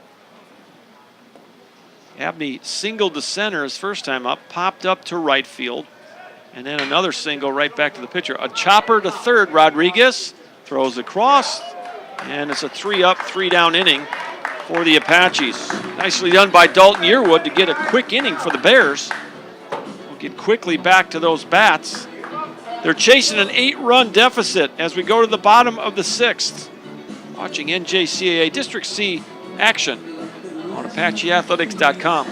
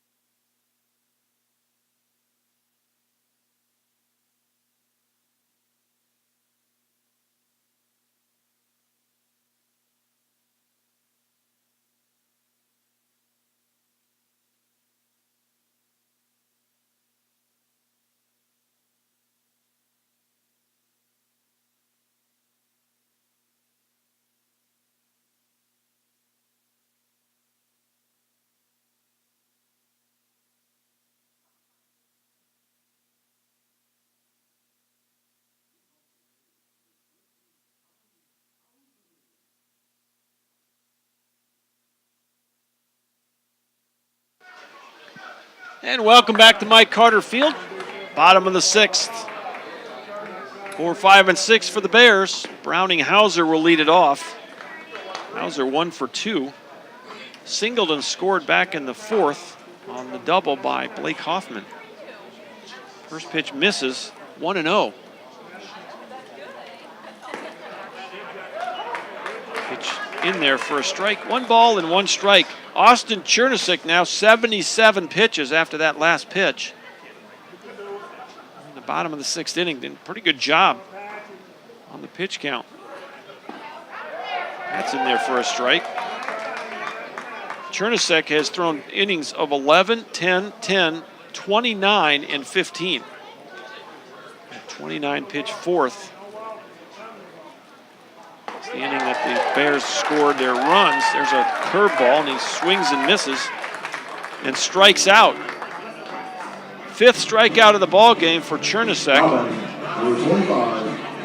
And here's Adam Deal. He doubled to left field his last time up, scored on the Hoffman double. Chernusik working with an 8-run lead here. First pitch swinging, chop to third. Whitehouse fields, throws. Ball got away from Trahan. It's an error on the third baseman, Colton Whitehouse. Short hopped Jordan Trahan. He could not handle it. And I know Trahan a little frustrated that he didn't make that play. Time is called.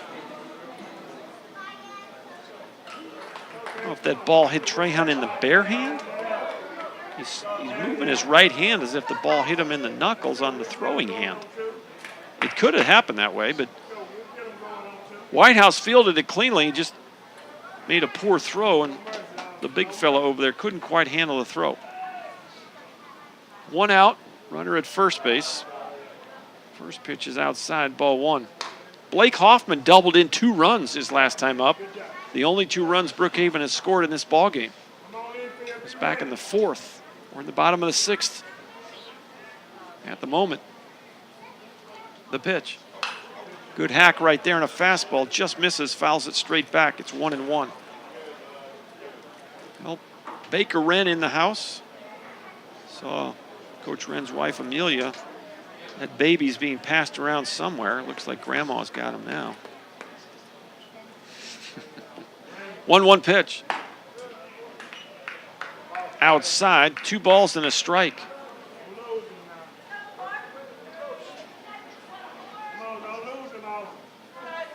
The Apaches 10 runs on 14 hits. They've committed 1 error now. Brookhaven 2 runs on 5 hits. That ball's fouled over toward the Rose Garden to the left.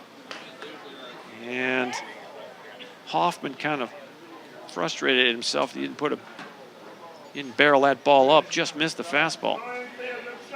He doubled last time. Long fly ball to center field. The 2-2. Just missed on the inside corner, not by much. Boy, he froze Hoffman. I don't think Hoffman was expecting that fastball in, and he kind of froze on it, and the umpire might have froze too. It happens sometimes. 3 balls, 2 strikes. The pitch. Way inside. Well, maybe it wasn't 3-2. Yes, it was. Hoffman wasn't sure. It was ball 4. And now you got 2 runners aboard. That's only the 2nd walk of the game for Chernisek. Well, you've had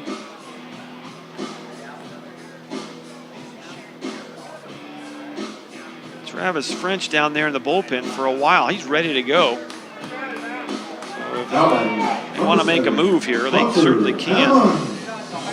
For now, it's Chernisek. 86 pitches on the day for Chernisek. 1 out, 2 runners aboard. Here's the shortstop, Hunter Hammonds. Struck out swinging, grounded out to third, 0 for 2. Ground ball up the middle, base hit. The runner's going to be sent home. The throw to the plate not in time. It's 10-3.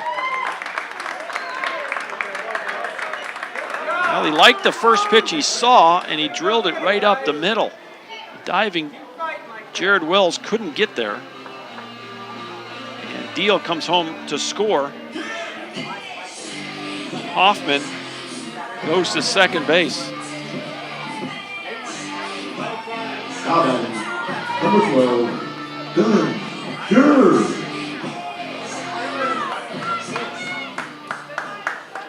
Here's the 8-hitter. Colton Mayor, no, it's a pinch hitter.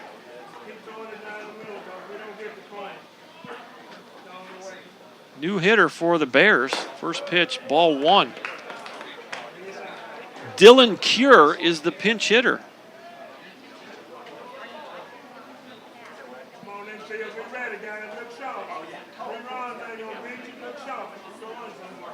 The 1-0 to Cure. Swing and a miss. 1 ball, 1 strike. Came in with the fastball. Could not get the hands through in time. First and second, 1 out.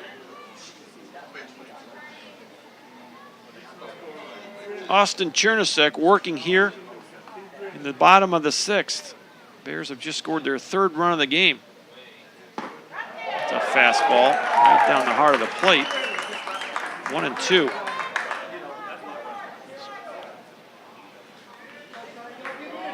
Pitch number 90 for Chernisek. 58 strikes, 32 balls. The 1-2. Swing and a miss. He got him. Strikeout number 6 for Austin Chernisek. And that will bring to the plate the 9-hitter, Gustavo. Gustavo Rodriguez will step in with 2 outs and 2 on. Brookhaven with 3 runs on 6 hits. The Apaches 10 runs on 14 hits.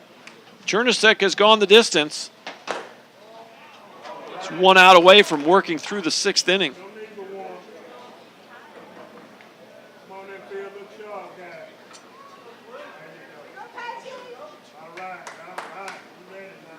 One ball, no strikes to Rodriguez. Played a nice third base for the Bears today.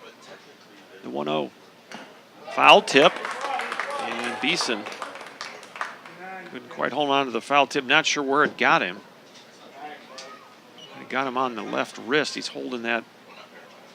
Take the glove off. Taking a peek at his wrist there. These catchers take a beating. Caught for a couple of years in Little League, and that was as much as I wanted. Played shortstop, center field, a little pitching along the way. Never felt drawn back to the tools of ignorance. The 1-1. A bunt attempt. Yes, he did. Throw to second, and very close. And getting back safely is Blake Hoffman. 1 ball, 2 strikes. Rodriguez tried to drag bunt and didn't make contact. So it's 1-2 with 2 outs. Chernusek, 1 strike away from getting the Apaches back in the dugout here in the 6th. The pitch. High fastball. That's fouled way out of play to the left. I'll do it again. A nice crowd here at Mike Carter Field. Kind of a warm day. 82 degrees at game time.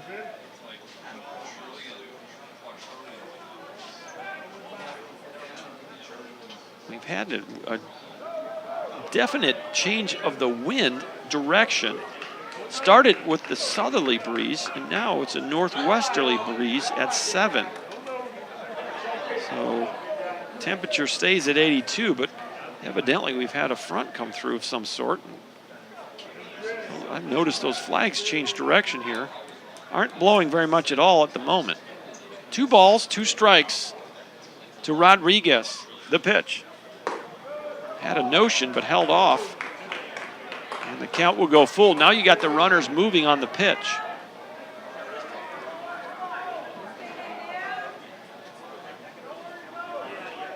Three balls, 2 strikes, 2 outs. Austin Chernusek on the mound for the Apaches. Pitch number 98 is a ball, and he walked him loaded.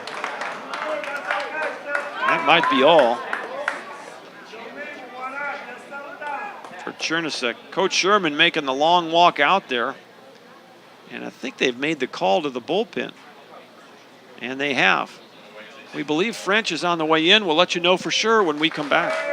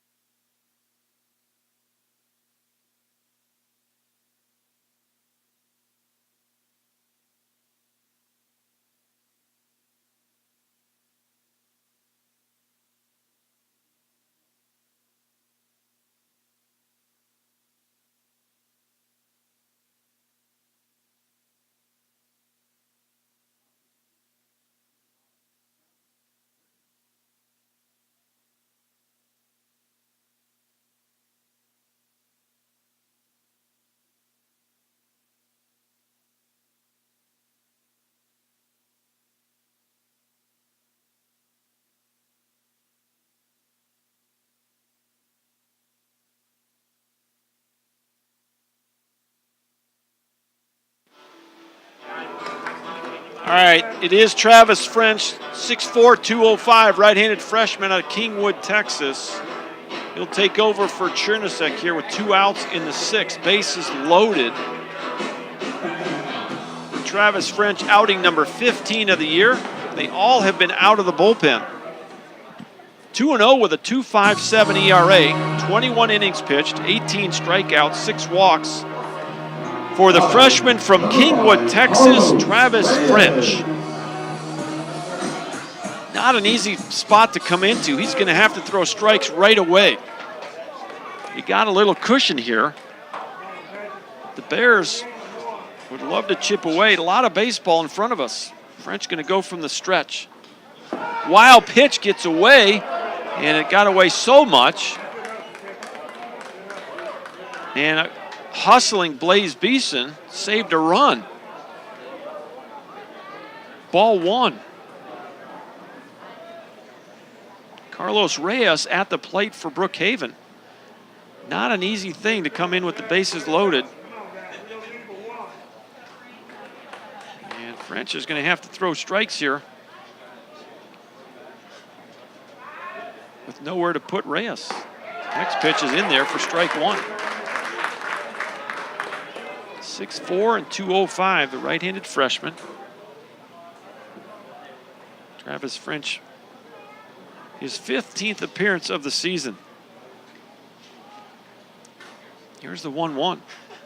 Line drive, base hit, right field. 1 run's coming home. The second run will be held at third base, and it's 10-4. RBI single for Carlos Reyes. Everybody moves up 90 feet. Now batting, number 19, Alex Hoffman came home to score the second run of the inning. And the Bears chipping away here. The score's now 10-4. This is shaping up to be a 16-14 game. Base hit up the middle. That's going to be 2 runs. 1 run's coming home. Here's the throw to the plate, and it's in time. He's out. Nice throw by Braden Wise. Did not think they had a chance to get him, but they did. An RBI single for Massey. But the runner from second base, Gustavo Rodriguez, was thrown out at home plate on an 8-2 by Braden Wise. It could have been worse. The Bears get 3 runs. The score's 10-5 as we go to the 7th. Back in a minute on ApacheAthletics.com.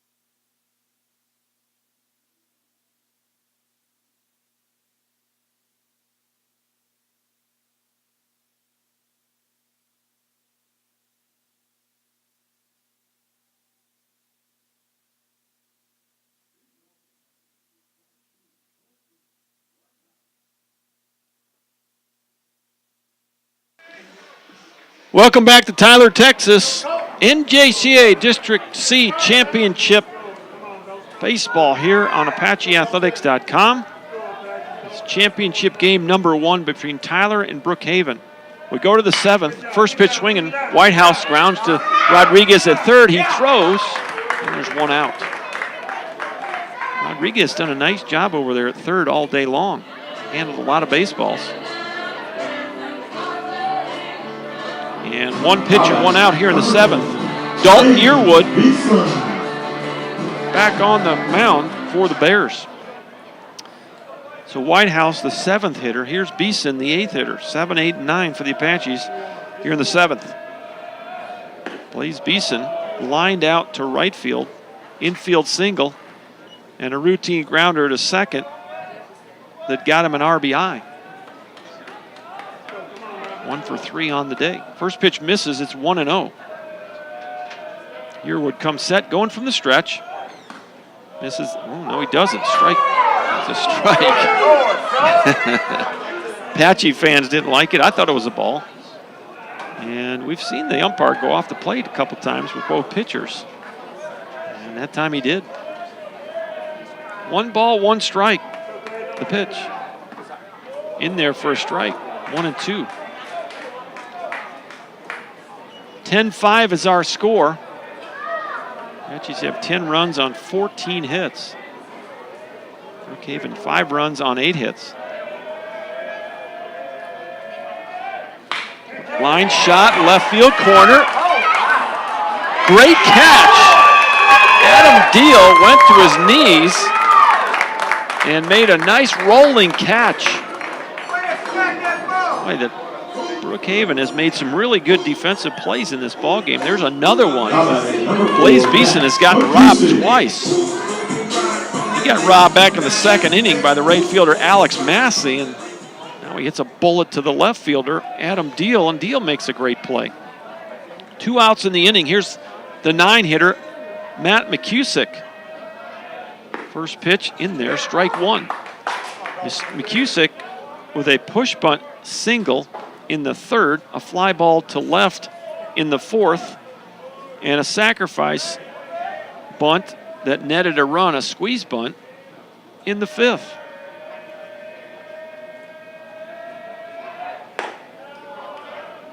So he's 1 for 2 today. He has a run scored and he's got an RBI. 10-5 Apaches. We're in the 7th. If the Apaches win this game, they will advance on to the Division III World Series in Tennessee. That's a fly ball to center, and this will end the inning. Easy catch for Marioka. There it is. Take me out to the ball game right on cue. We go to the bottom of the 7th, 10-5.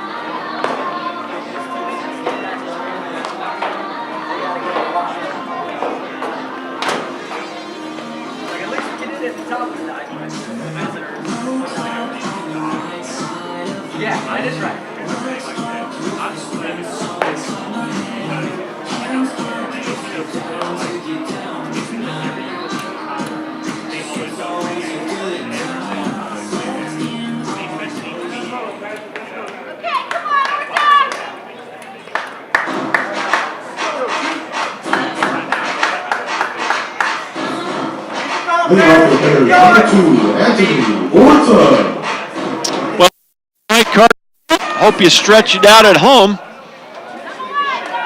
Bottom of the 7th inning, 10-5, Tyler leads Brookhaven. Travis French back on the mound for the Apaches. And he'll face 3, 4, and 5. It's Anthony Orta. Orta 1 for 3. Well hit, left field, high. McDade running over in the gap, can't get there.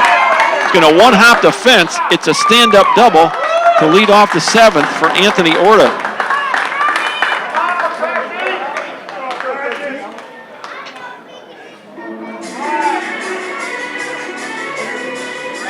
That's exactly what the Bears needed. Down 5, but you need base runners. And here's Browning Hauser. Travis French, the freshman from Kingwood, came on with 2 outs in the 6th.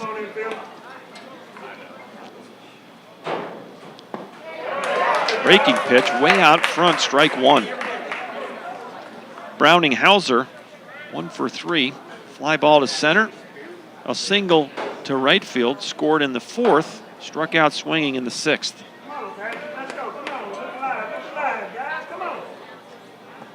Another breaking pitch. Swings through that one. It's 0-2.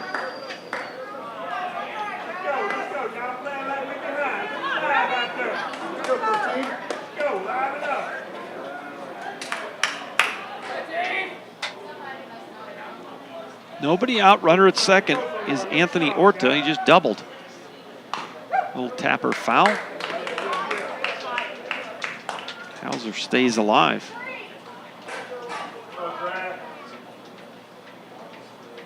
Hauser, a .366 average for the year.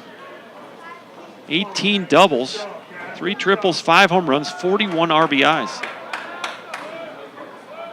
The 0-2. Another breaking pitch low. Beeson blocks it. 1 ball, 2 strikes. Well, we got a little activity down in the Apache bullpen. A couple of guys milling around down there. I don't think anyone's throwing yet. Come on in, Phil. Look sharp, guy. Nobody moving in the Brookhaven bullpen. Apache, let's go. Y'all playing like we behind. Come on, look alive, guy.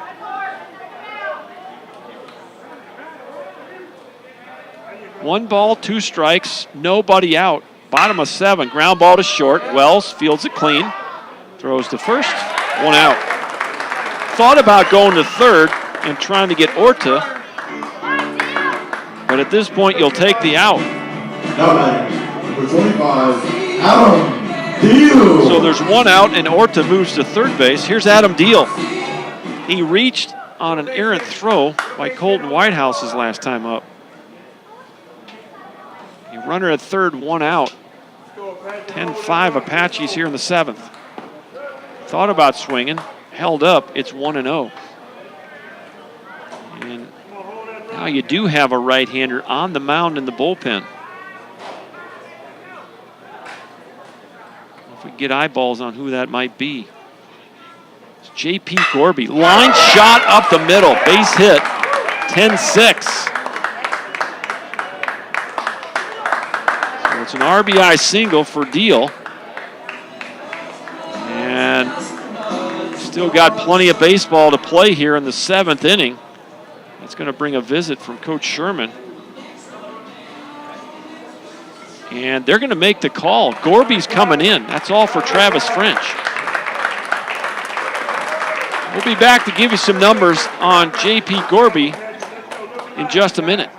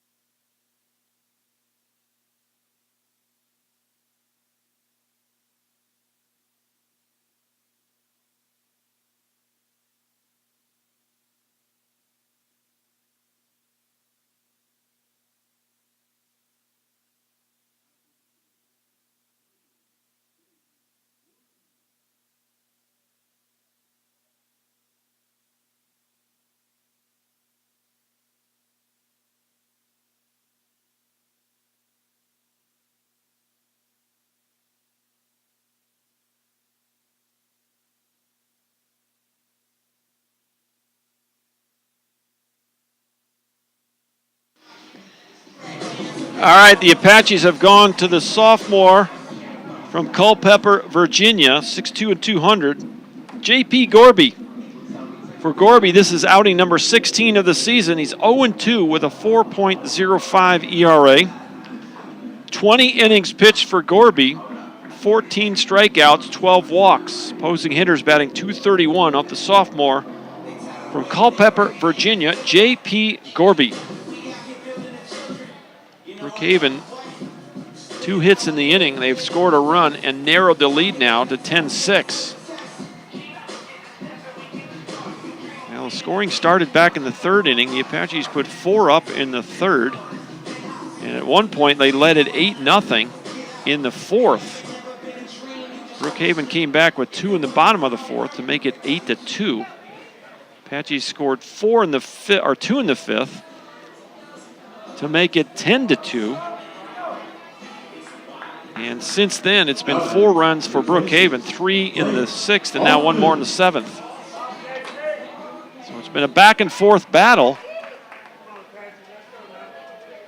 between these two programs. They split the season series. Brookhaven won 15-10 in a slugfest in Farmers Branch in February, and then the Apaches returned the favor here, a 10-0 win in March at Mike Carter Field. The first pitch, way outside, ball 1. 1-0 to Blake Hoffman.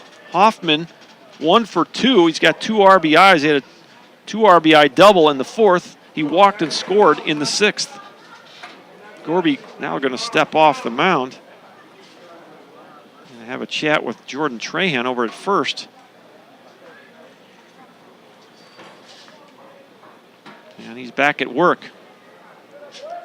Hoffman, the left-handed first baseman. 1-0 count. Here's the pitch. Misses outside. 2 balls and no strikes.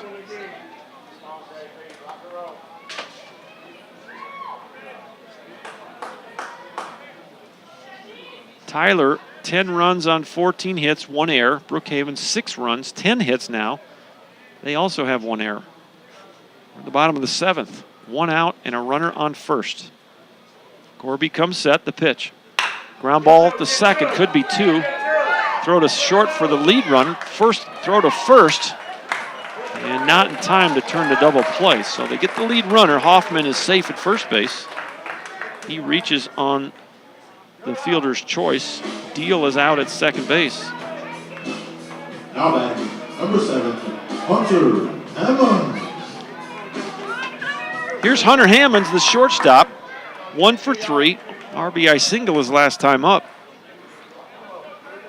He also scored a run in that 6th inning. The Bears put 3 on the board that inning. Pretty good lead right here by Hoffman. Little chopper, tough play for Wells. He'll have to catch and throw on the run, and he gets him. Nice play by Jared Wells. That'll end the inning. Gorby, a nice job. Couple of ground balls in relief, and he gets the Apaches out of further damage.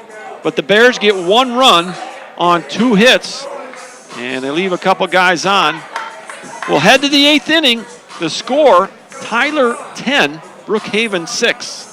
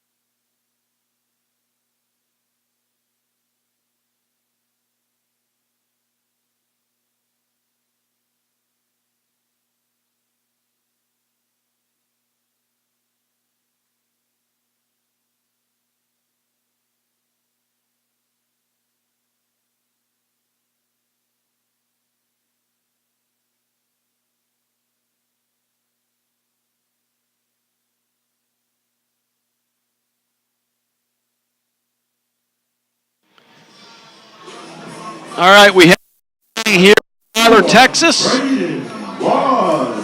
NJCAA District C championship action. Top of the lineup for Tyler Junior College. Braden Wise, Jared Wells, Taylor Broadway scheduled to come to home plate. Dalton Yearwood on the mound for the Bears. He's been on since the 4th inning. He came on with 2 outs in the 4th. First pitch misses low, ball 1. 10-6 Apaches. 2 more innings of baseball. And that ball's low, 2-0. Coach Wren had a little powwow in front of the Apache dugout before the Apaches came to the plate this half inning, trying to get those guys fired up to finish this thing up. The pitch. Outside corner. There's another instance where we go off the plate a little bit. We've seen that both ways. 2 balls and a strike to Braden Wise. Wise is 2 for 4. Ground ball up the middle, base hit. Wise gets his 3rd hit of the day.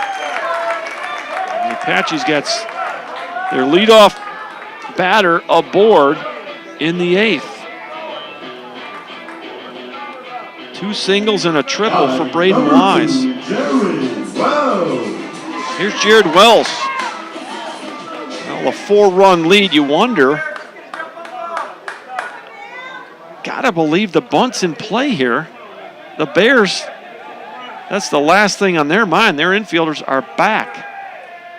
There it is. Push bunt, first base side. Gotta let it roll foul. Barely rolls foul.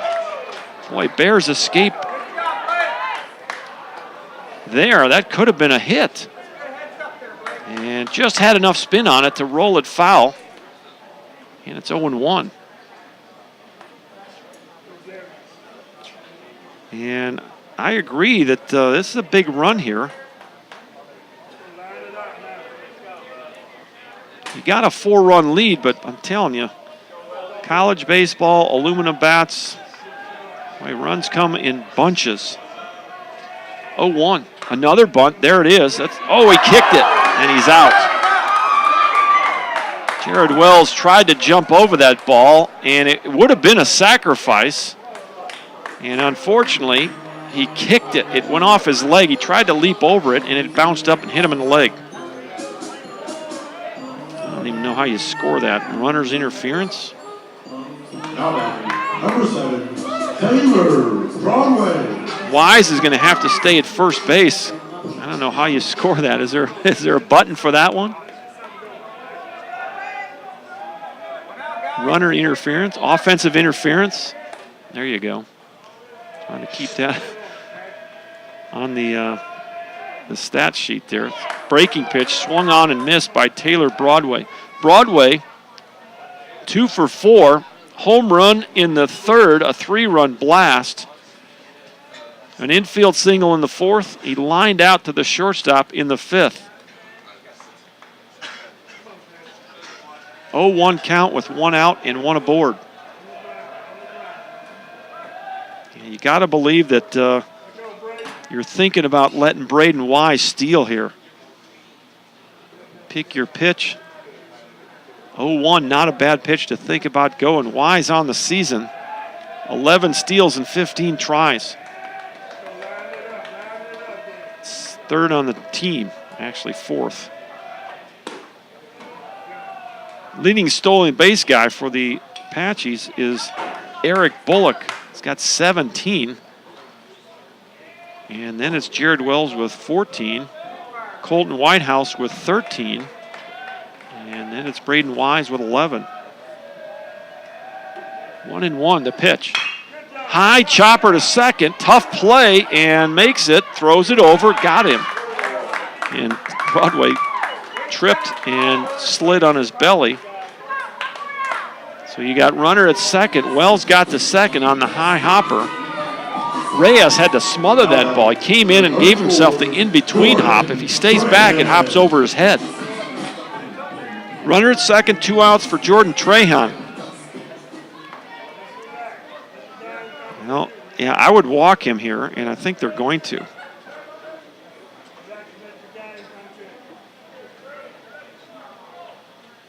No reason to pitch to Trahan here. Apache fans don't like it, but there's absolutely no reason in the world to give Trahan a chance to drive in another run.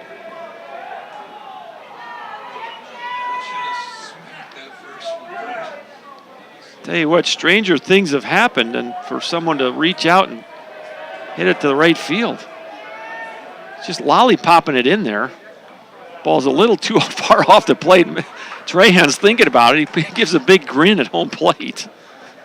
Looks back at the umpire, kind of licking his chops. Man, oh man. Trahan thought about it, and he goes down to first base with a big old smile on his face saying, I thought about swinging at that pitch. He'll take the IBB. It's an intentional walk. You got runners at first and second now.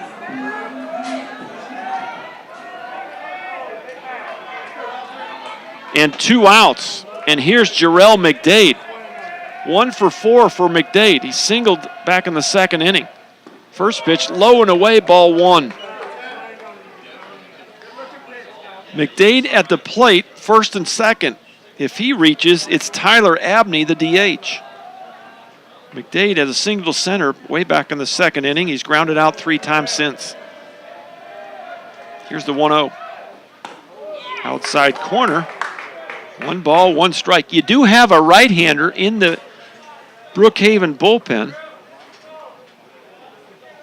Looks like it's Doug Palmer.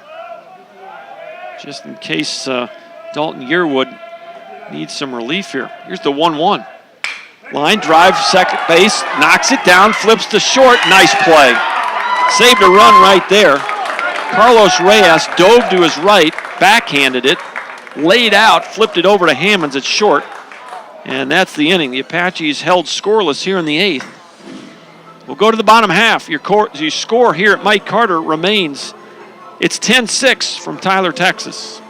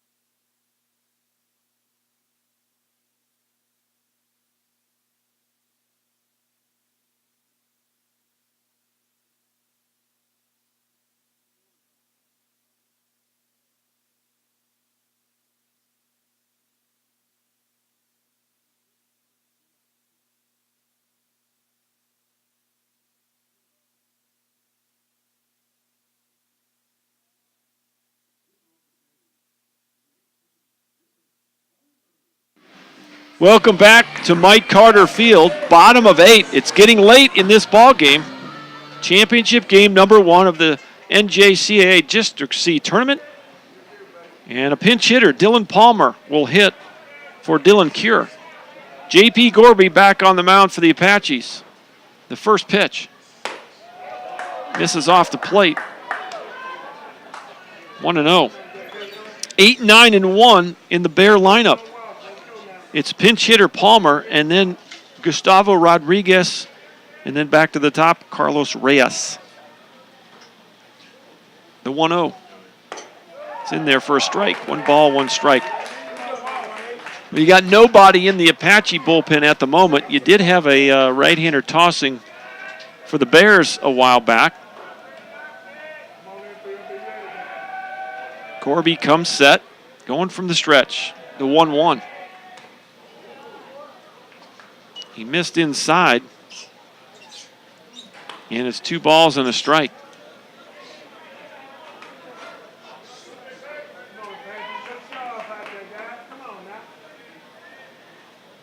Well, whoever was tossing down in that Brookhaven pen is now sitting. Nobody on the mound at the moment. The 2-1. Low, 3-1. Well, this is the thing. The only thing that hurts you here is free passes. Make them earn everything they get. J.P. Gorby on the mound, the sophomore from Culpeper, Virginia. You got a 4-run lead here with 6 outs to go. Brookhaven in an elimination game has worked their way all the way through the loser's bracket. Off the plate, it's a leadoff walk. For Gorby, it's his first walk of the ball game. It's the 3rd walk for Apache pitchers.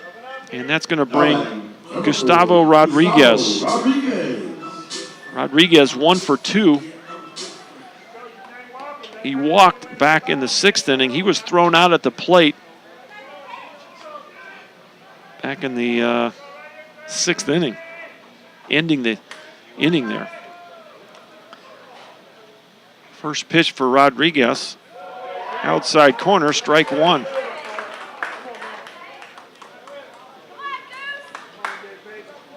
Well, Gorby looking for that ground ball double play. Palmer with a very short lead at first. The 0-1. Line drive, base hit, left field. And the Bears with 2 runners on here in the 8th. And they turn the lineup back over, and Coach Sherman going to make the walk to them. And has he made a move to the bullpen already? So they're going to go to Taylor Broadway here, and they're going to try to get a 6-out save from Broadway. So that's going to be all for J.P. Gorby. And we'll give you some numbers on Taylor Broadway when we come back.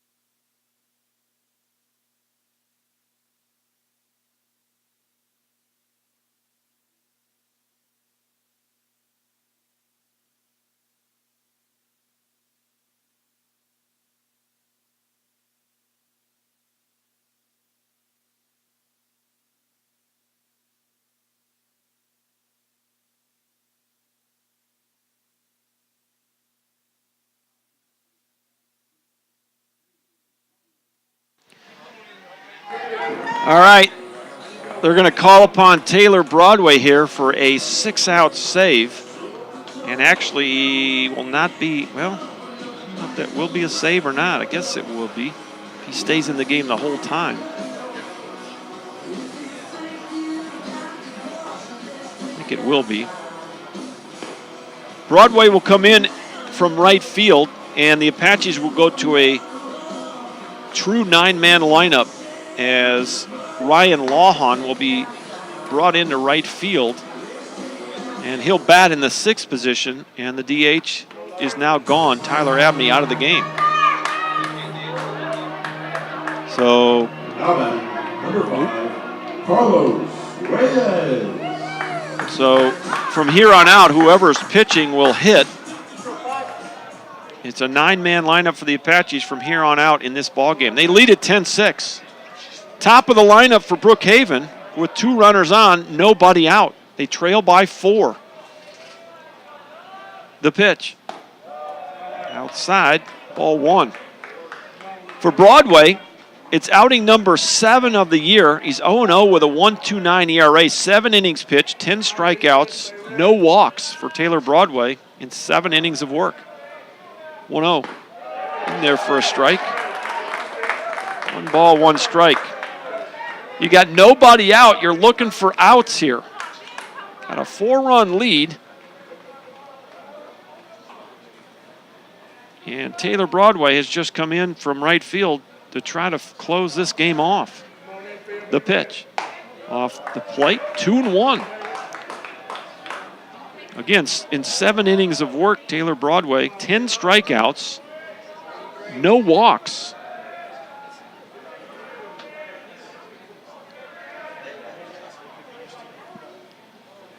Broadway checks the runner, the 2-1. Off the plate, 3-1. So Broadway 1 pitch away from walking his first batter of the year.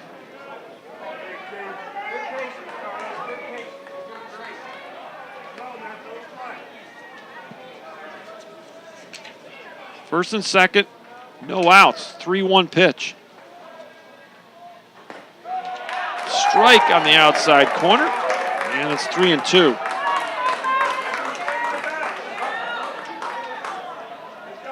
Taylor Broadway, 5'11" and 190 from Cypress, Texas.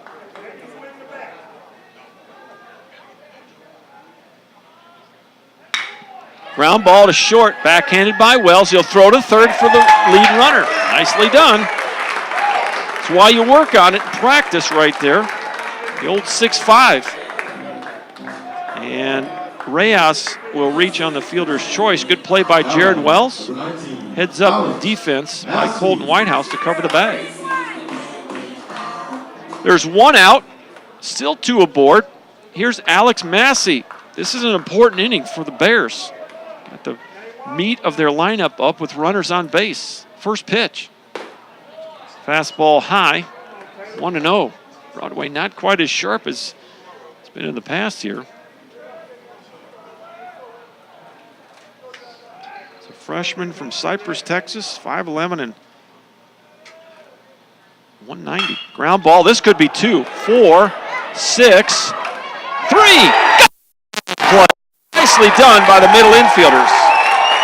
McCusick flipped it over to Wells, and he made a strong throw over to Trahan to end the inning. 4, 6, 3.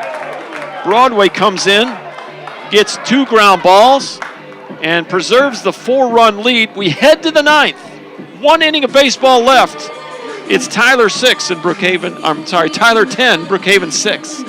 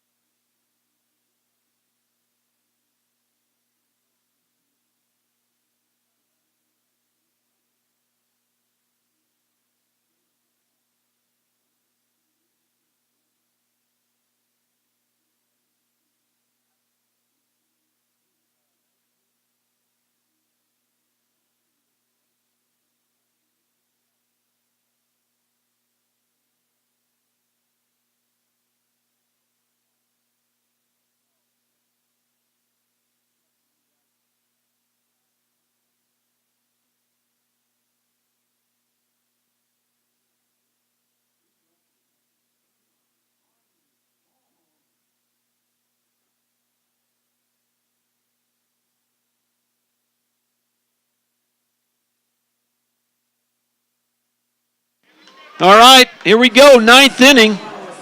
Ryan Lawhon leads it off. It's Lawhon, Whitehouse, and Blaze Beeson.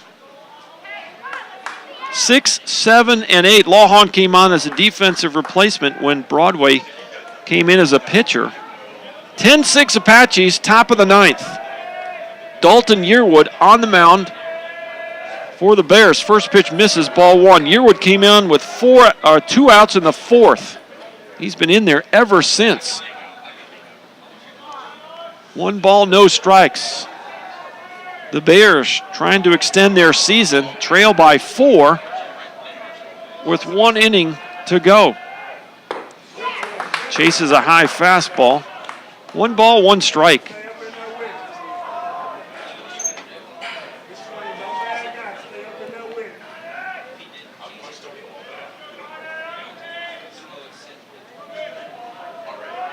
Lawhon with a 1-1 count. The pitch. Misses inside. 2 balls, 1 strike.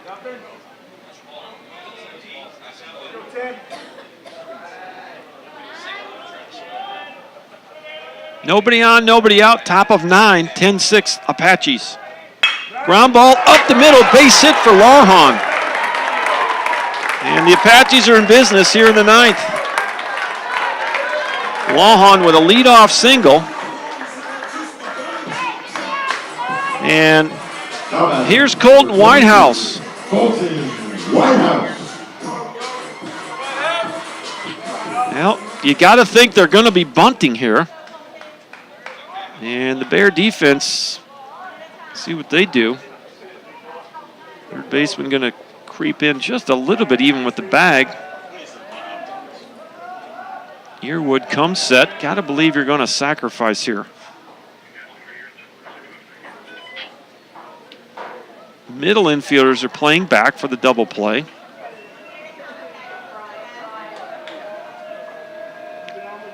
The pitch. Not showing bunt on pitch number 1, and it's 1-0. Might take a strike here. Force Yearwood to throw you one before you put the sacrifice on. We'll see how Coach Wren wants to play it. 10-6 is the score at the top of the 9th. The pitch. Whitehouse takes high, 2-0. Kind of looked like he was taken there, so appears as though right now Coach Wren not going to lay down a sacrifice. And sure looked like Whitehouse was taking all the way there. 2-0, nobody on and a runner at first base. The pitch. And there's the strike. And now you might put it on. Third baseman relaxing a little bit. Rodriguez takes a couple of steps behind the bag now. Well, now you might put that sacrifice back on. We'll see. 2-1 is the count. The pitch. Not bunting. Perfect pitch on the outside corner. The Apache fans don't like it. Mr. Umpire's gone off the plate for both pitchers, or both sides, I should say, all day long. So 2 balls, 2 strikes. Nobody out, runner at first. With the pitch. Swing and a miss. He got him. 1 out in the 9th. Blaze Beeson comes up. On the day, Beeson, he's gotten robbed twice. Once by the right fielder, once by the left fielder. Got an RBI ground ball out, and he singled to second base, scored a run back in the 4th. Beeson is 1 for 4, but he's put the ball in play hard all day. Outside corner, nice pitch. Yearwood making some solid pitches here in the 9th. Apaches with 10 runs on 16 hits. The Bears with 6 runs on 11 hits. Both teams with 1 error. The 0-1. High chopper foul down the third base line, and Rodriguez kind of shaded his eyes there. The sun is dropping back to the west. That's the first base side of this ballpark. You can see a little bit of shadows creeping onto the Warning track. 0-2 on Beeson. 1 out, Lawhon at first. Yearwood comes set, now time is called.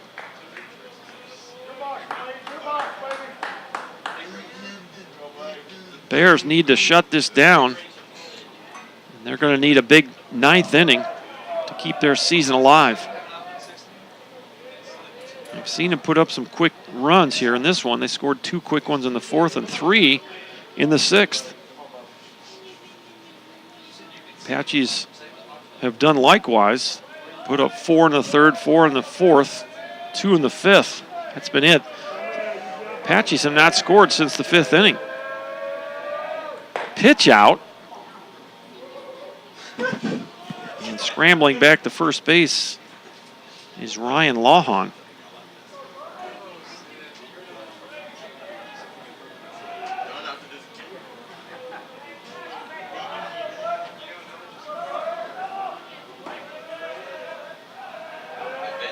Yearwood comes set, the pitch.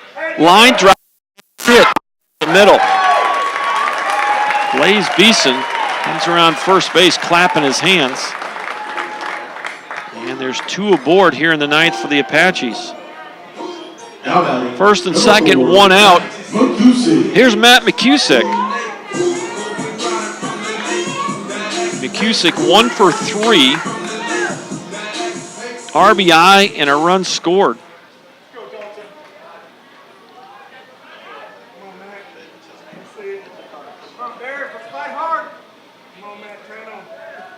Dalton Yearwood comes set, the pitch. Fly ball, center field. Lawhon's going to tag, and he'll not go. He'll bluff it. The throw comes in, and there's 2 outs. So now you got first and second, 2 outs in the 9th. Top of the order, Braden Wise. Wise gets up for the 6th time today. He's got 3 hits and 5 at-bats, 5 plate appearances, 4 official at-bats. He did walk once. Singled twice and tripled in the 4th. He scored a couple of runs as well. Top of the lineup is accounted for 6 of the 10 Apache runs, the top 3 spots in the lineup. Very productive for Coach Wren today. First pitch, ground ball up the middle. Base hit, runner's going to be sent home, and that's a big there, 7-6. A 2-out RBI single for Braden Wise. And while you may not think it, it may be more mental than anything. That's a big run for the Apaches. If nothing else, it breaks the string of zeros on the board. They hadn't scored since the 5th. Brookhaven had scored 4, 3 in the 6th and 1 in the 7th. So for the moment, momentum back on the Apache side. It's 11-6 here in the 9th. First and second, still 2 outs. Jared Wells. Wells has had a nice game. Ground ball, third base. Rodriguez throws to second, gets away. Field going to come home. It's going to be an error on Rodriguez. He's been so good at third base. And he made an errant throw to Carlos Reyes. It went off his glove into center field. So it's a fielder's choice and an error. Wise will go to third base, and Beeson comes home to score the second run of the inning. It's 12-6. And that might be all for Dalton Yearwood. A very slow walk for Brandon Raines. Might be the slowest walk I've seen all season of any coach. He's going to walk to the top of the mound.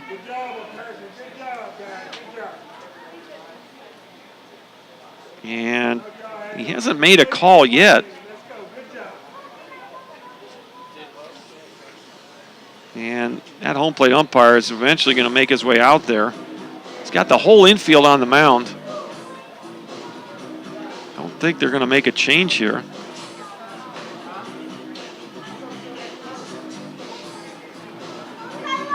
Coach Raines going to take that slow walk back to the dugout.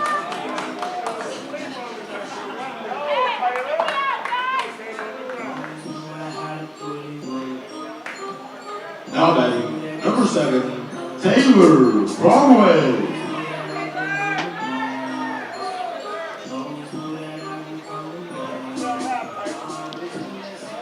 12-6 is the score. The Apaches now with runners on the corners. Wise at third, Wells at first. Taylor Broadway, who is now the pitcher, at the plate. 2 outs, top of the 9th. The pitch. High fly ball, center field.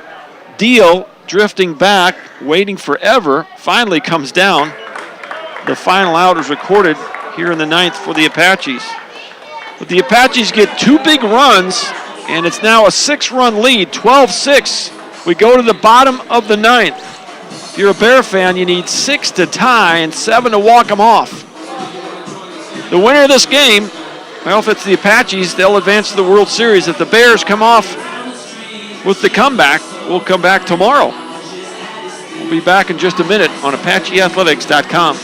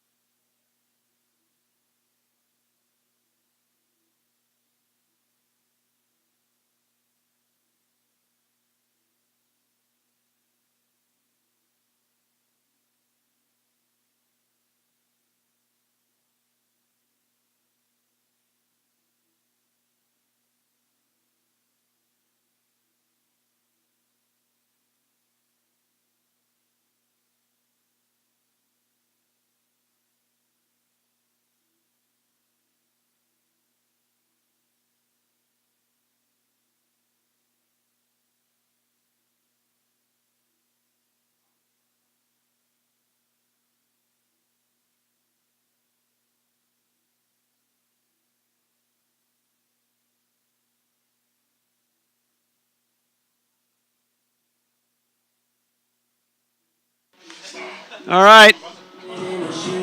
You're 3 outs from a chance to go to Greenville, Tennessee in the Division III World Series. The Apaches, a 6-run advantage. The Bears are going to need a big rally here. 3, 4, and 5. Orta, Hauser, and Deal. Well, they got guys that can swing it coming up to the plate. Anthony Orta, 2 for 4, a single and a double. Taylor Broadway on the mound for the Apaches. First pitch in there, strike 1.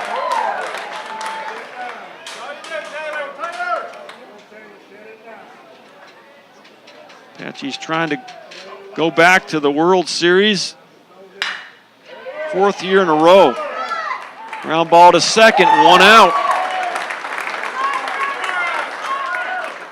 2 outs away. Apaches in their cream-colored uniforms. Now batting, number 13, Browning Hauser. Championship game number 1. The Apaches 2-0 in this bracket. Broadway, the pitch, fly ball, right field, and that's going to be a gapper. Lawhon can't get it, goes all the way to the fence. He'll rifle it in. It's a 1-out double for Browning Hauser. Well, I'm telling you, those 2 runs in the 9th give you a little more breathing room as Brookhaven can score some runs. Here's Adam Deal. Hauser gets his 2nd hit of the day, and that'll bring up Deal. Deal's got 2 hits. He's 2 for 4. Scored a couple of runs. Deal doubled back in the 4th inning. RBI single for Deal in the 7th. First pitch in there, strike 1. Well, the clouds moved in kind of quickly and a little bit dark out here at the moment. 0-1 pitch from Broadway. Looping fly ball, right field. That'll fall in. Lawhon comes in, takes it on 1 hop. And back-to-back hits for the Bears. Well, that's what you got to do. You got to string some hits together. If you're Brookhaven, your season's on the line. They came into the ballgame 37-23. They finished in first place in the Metro Athletic Conference and have worked their way out of the losers bracket.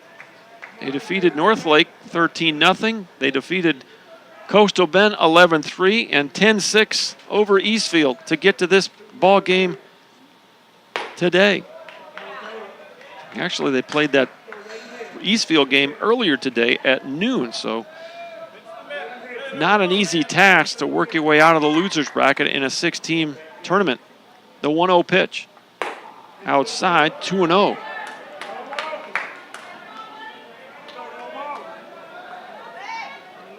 Well, a double play would end it. Blake Hoffman at the plate. The 2-0 pitch.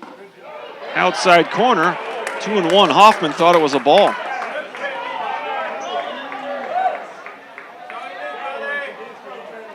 Hoffman, 2 RBI double back in the 4th. He has walked, scored a run. Brookhaven fans didn't like the call. Neither did the Brookhaven dugout. Here's the 2-1. Ground ball, this could be it. 4, 6, 3, ball game. Apaches win, and they will return to the World Series. They're dogpiling out on the mound, and they should. A double play ends the ball game, and the Apaches are going to win this one 12-6. They have dogpiled. They're going to have a chance to go back to the World Series and win the national championship for the 4th consecutive year. Hugs all around on the field. The two teams will shake hands here momentarily. And the Apaches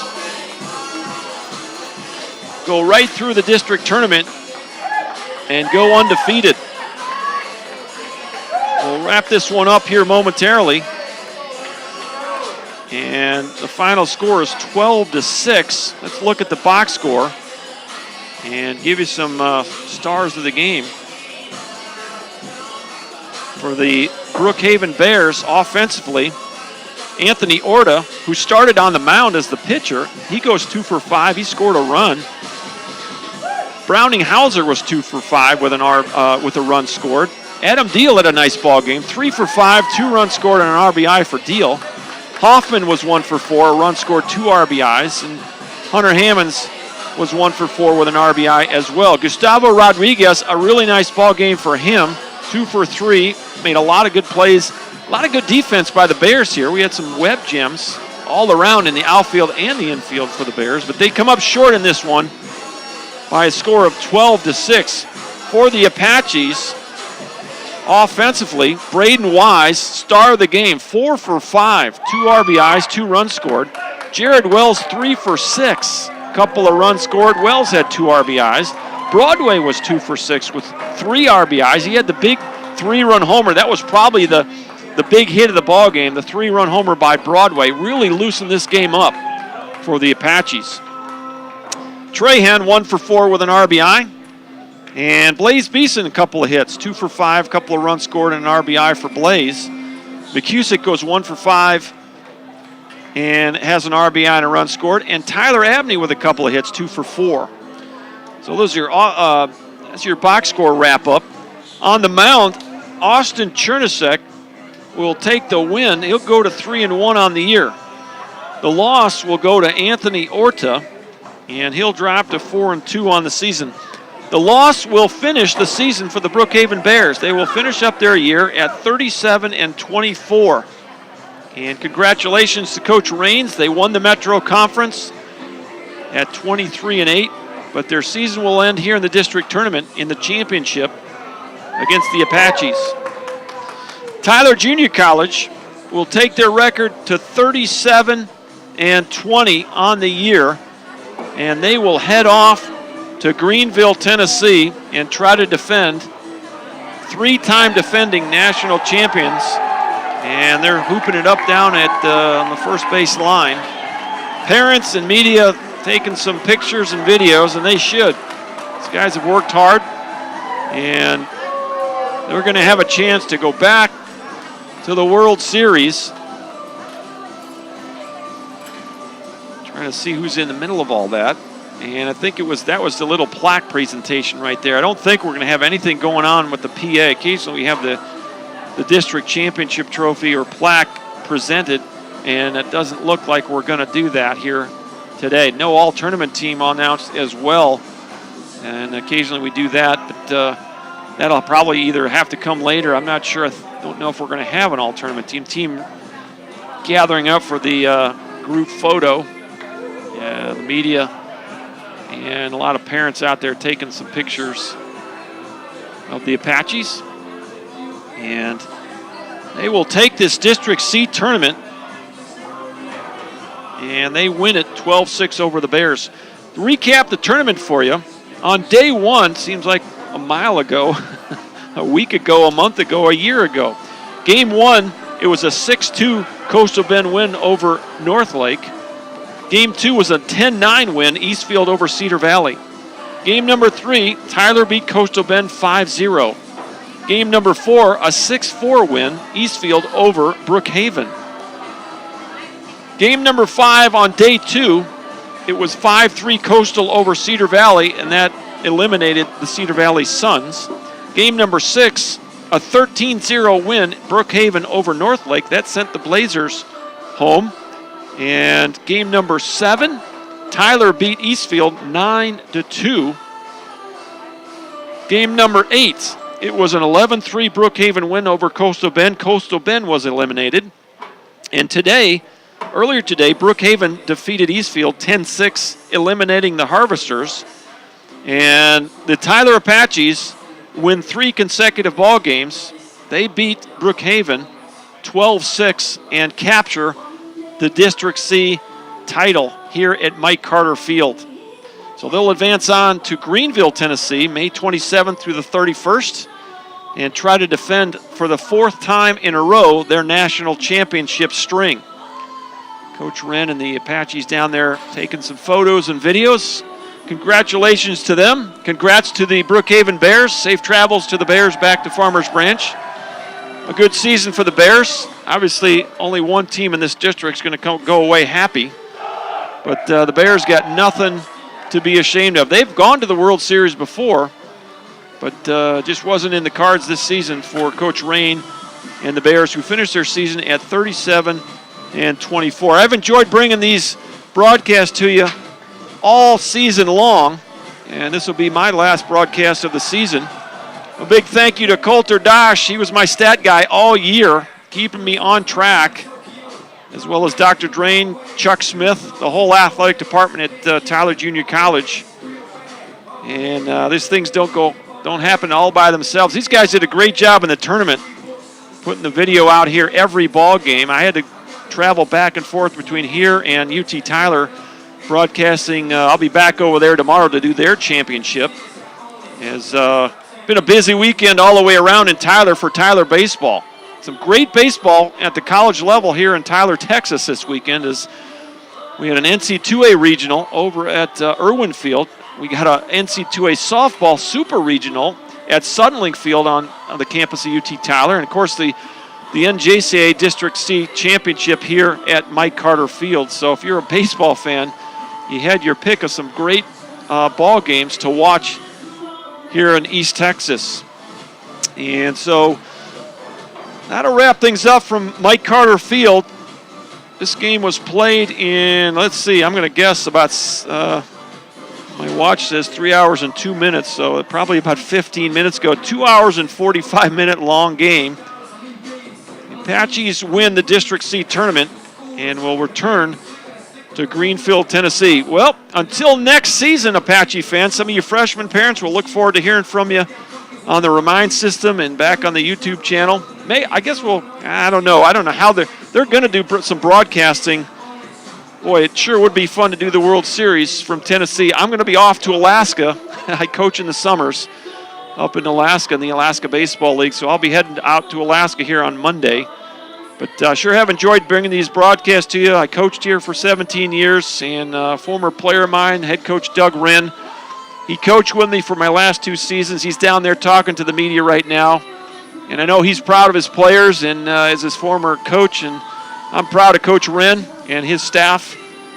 They've had a long season, and all the hard work, all the early morning workouts, all the practices, boy, they're all worth it when you get a chance to go to the national tournament and defend your title in Greenville, Tennessee. So a lot of warm fuzzies as I look down on that field and watch these families celebrate a district championship. I remember in 07 when we did it over in McKinney at Gabe Nesbitt Field in the year we won the national title in 2007.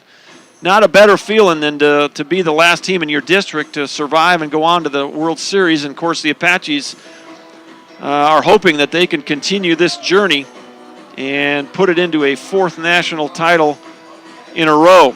So kind of like a proud dad, Coach Wren, I'm out here watching him celebrate with his family and all the parents, giving lots of hugs. There's Mom getting a hug right now, and Dad's going to get one in a second. What a cool thing for Coach Wren to be able to celebrate this with his family and also his newborn son and wife Amelia down there as well. They're all sharing a lot of warm fuzzies, and they'll remember this moment for the rest of their lives. Of course, the freshmen are celebrating for the first time. The sophomores have been down this road before. And a lot of experience on this club. They'll have a good chance to win it all. And I got to believe among the teams going to Greenville, Tennessee, the Apaches will be among the favorites to come away with the big trophy. But there will be a lot of good teams there. And I'll be interested to see who gets that at-large bid the first time ever. There will be an 8th team that will get an at-large bid. And, of course, you look at the national rankings, there were teams from New Jersey, Minnesota, that had multiple teams in the top 10. New York State had 2 teams in the top 10. Minnesota had 2 teams. So did Texas. Brookhaven was ranked number 8. And outside chance the Bears would get an at-large bid. Just depends on how the other district tournaments went. So probably not a great chance with the overall record, but you never know. We play a high brand of baseball down here, and Bears might get the call. You never know. I know the Apaches certainly had an opportunity to get that at-large bid if they had fallen here in this district tournament, especially if it was going to be to Brookhaven. But that'll wrap things up here at Mike Carter Field. Again, a big thank you to all the parents who have given me some great feedback all season long. And again, to some of you freshman parents, I look forward to doing a lot more games in the future next season. For Dr. Tim Drain, Charles Smith, Kelsey Weeks, Sherry Harwood, the whole athletic department, Coulter Dosh, my stat man, the right-hand man all season. This is Dr. John Groth. The Apaches win the District C championship 12-6. They're on to Greenville, Tennessee. So long, everybody.